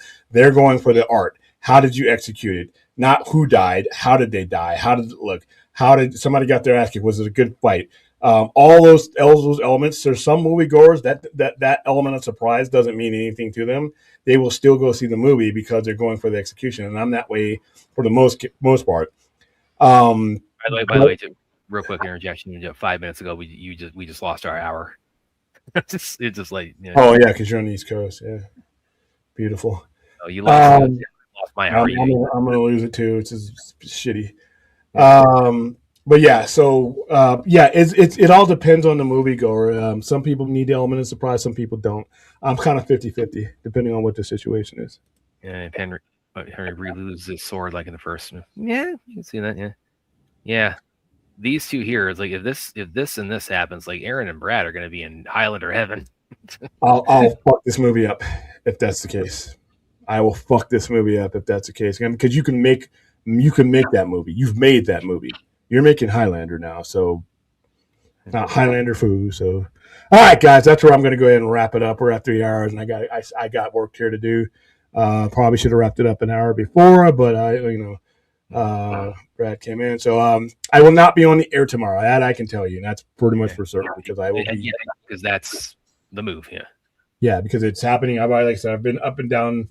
I've been taking stuff down there all day. The major heavy stuff gets moved. In about another 11 or 12 hours, I'll be here, and that'll be what I'm doing all day long. And I will be here all day long. There won't be any internet up here all day long. And you mentioned, because I asked Wayne about like the time frame of so you're going to be able to like do all this tomorrow. Yeah, you're gonna like the whole. I mean, that's I thought it'd take a couple days, but I mean, okay. Nah, I got enough people. The major things. There's three glass counters, and this desk that I'm sitting behind, and then a couple other things that might take. You got to have help. You're gonna do in that time. Yeah, that's the part. That's the part that's the heaviest. Everything else is basically detaching things and moving them. Detach, move, detach, gather, move. So between 12 hours of doing that, I should be able to get almost everything relevant out of here. Anything that's coming. You're moving like glass cases down from second floor. So that's the toughest part because I got them up here with an elevator. So we're gonna have to get them down. We're gonna have to get them down very carefully, but it can be done. It can be done. But absent of that, everything else, comics taken off the shelves, the racks unscrewed from the walls, that can be done by one person. I don't need 4 or 5 people doing that. Most everything else, merchandise can be moved by hand. The shelving units that I bolted into the wall, I can unbolt and everything has a place. Everything that's coming out of here has a place down there already. Yeah, when you told me that he filled me in on like what was going to be happening. But there was like a little bit of behind the scenes struggle he was dealing with to kind of get the ball rolling on it. But when he told me, he's pretty close to getting this started. I mean, I was thinking it was going to take you like a week to do this. So, Nah. And I want to be back open. Like I said, I won't have the proper signage because it's a much larger sign that I have to facilitate. But I'll have something in the window. You'll know it's me. You'll know it's me, and then over the course of time. No. Yeah, we're gonna love this, Aaron. We're gonna love it. Listen, they got that movie. They got Versus. You can watch Versus if you want that. I mean, and that's true. That's true. You guys, Versus. The Japanese movie Versus Taka Kaguchi, who is basically Japan's Jason Statham. Yeah, I don't. That's what I mean. You can make a movie to feed all those needs. I don't think you need to do that would be pretty awesome as well because that's like a cold underground thing. They made it for like $10,000. Yeah, I did Versus as part of a double feature. And that was back when because Versus came out in 2000, and that again it's kind of like Highlander where it's like it built its audience over like an extended period of time. That movie is a foreign movie too, so it had to do a little bit more. For those of you who haven't seen Versus, I liken it to it's basically kind of like Evil Dead meets Highlander, and it's in Japan in this enchanted forest, it's pretty crazy, but it's pretty awesome. All right, guys, I will see you. I may jump in on. By the way, I know I was going to do the Monsters, the Godzilla TV show, the Monarch, but I just things did not fall into place. You do what you got to do as far as the move. Yeah. I didn't get I was hoping to get access on Thursday. I didn't get access till yesterday, and I rearranged my entire Saturday and Sunday schedule to make it so that I'm here when the manpower is here. So I might jump on Monday night if there's something to talk about or something to do. Otherwise, you may not see me, but you may. I mean, like I said, I think I've done a good job to where if I had time, I've jumped on. Today, I wasn't planning on doing a show, but I ended up doing a show because there's only so much I can do in this point of time, and I still have customers coming into the store. I still have customers coming. I have a customer that'll be here closer to midnight than anything, so I'm not uprooting the retail area until my last customer for the night is done, and then we're going to tear this place up. We will not be open tomorrow, but I will be moving everything, and I'll take some pictures. I'll take some. People want me to take video and footage of this stuff and make content out of it. I don't know if that's going to be something I really want to, be doing. You've heard because the conversations I've had with William about this, if you it's, I mean, there's been some politics he's also had to battle through. Yeah, I had to leverage some things in there. Landlord, if you're watching, you know what we had to do.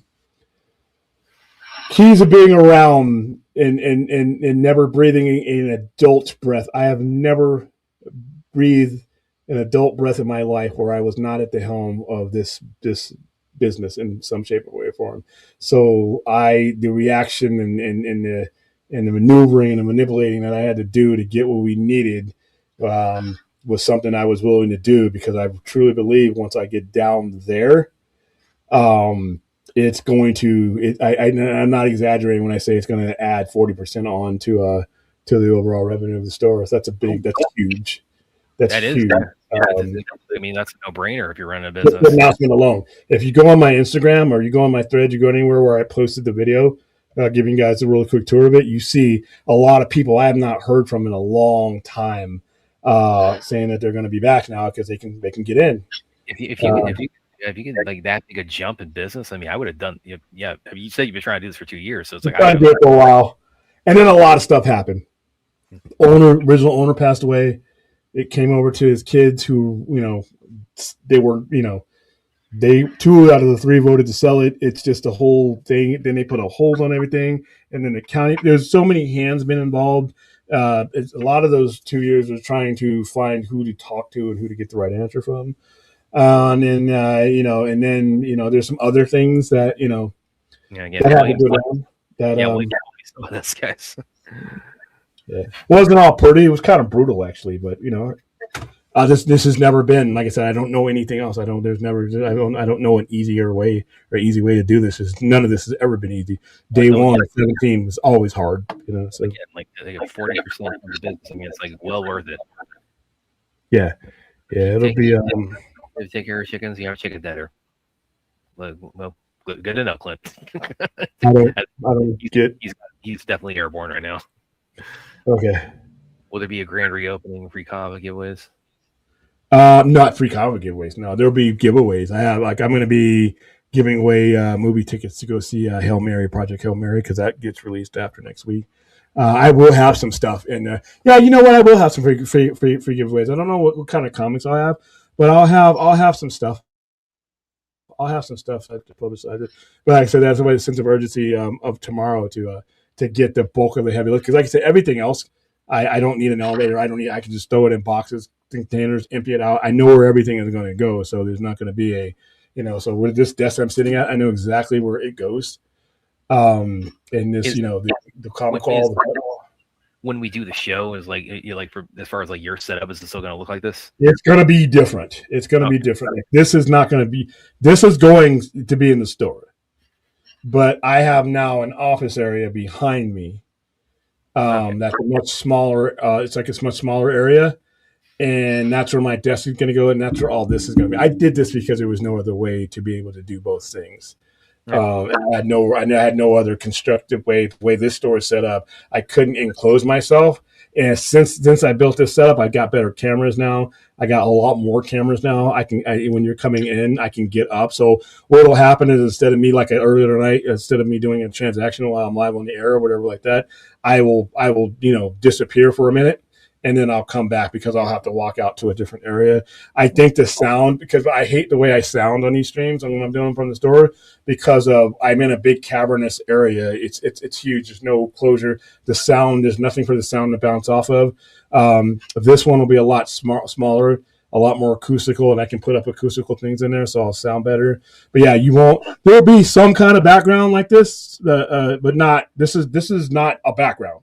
It serves as a background because it's behind me, but it is a wall. It has a purpose. It literally has a purpose. It's very fitting for the business. It's like the walls. So when you do your giveaway, though, Fourth claims the.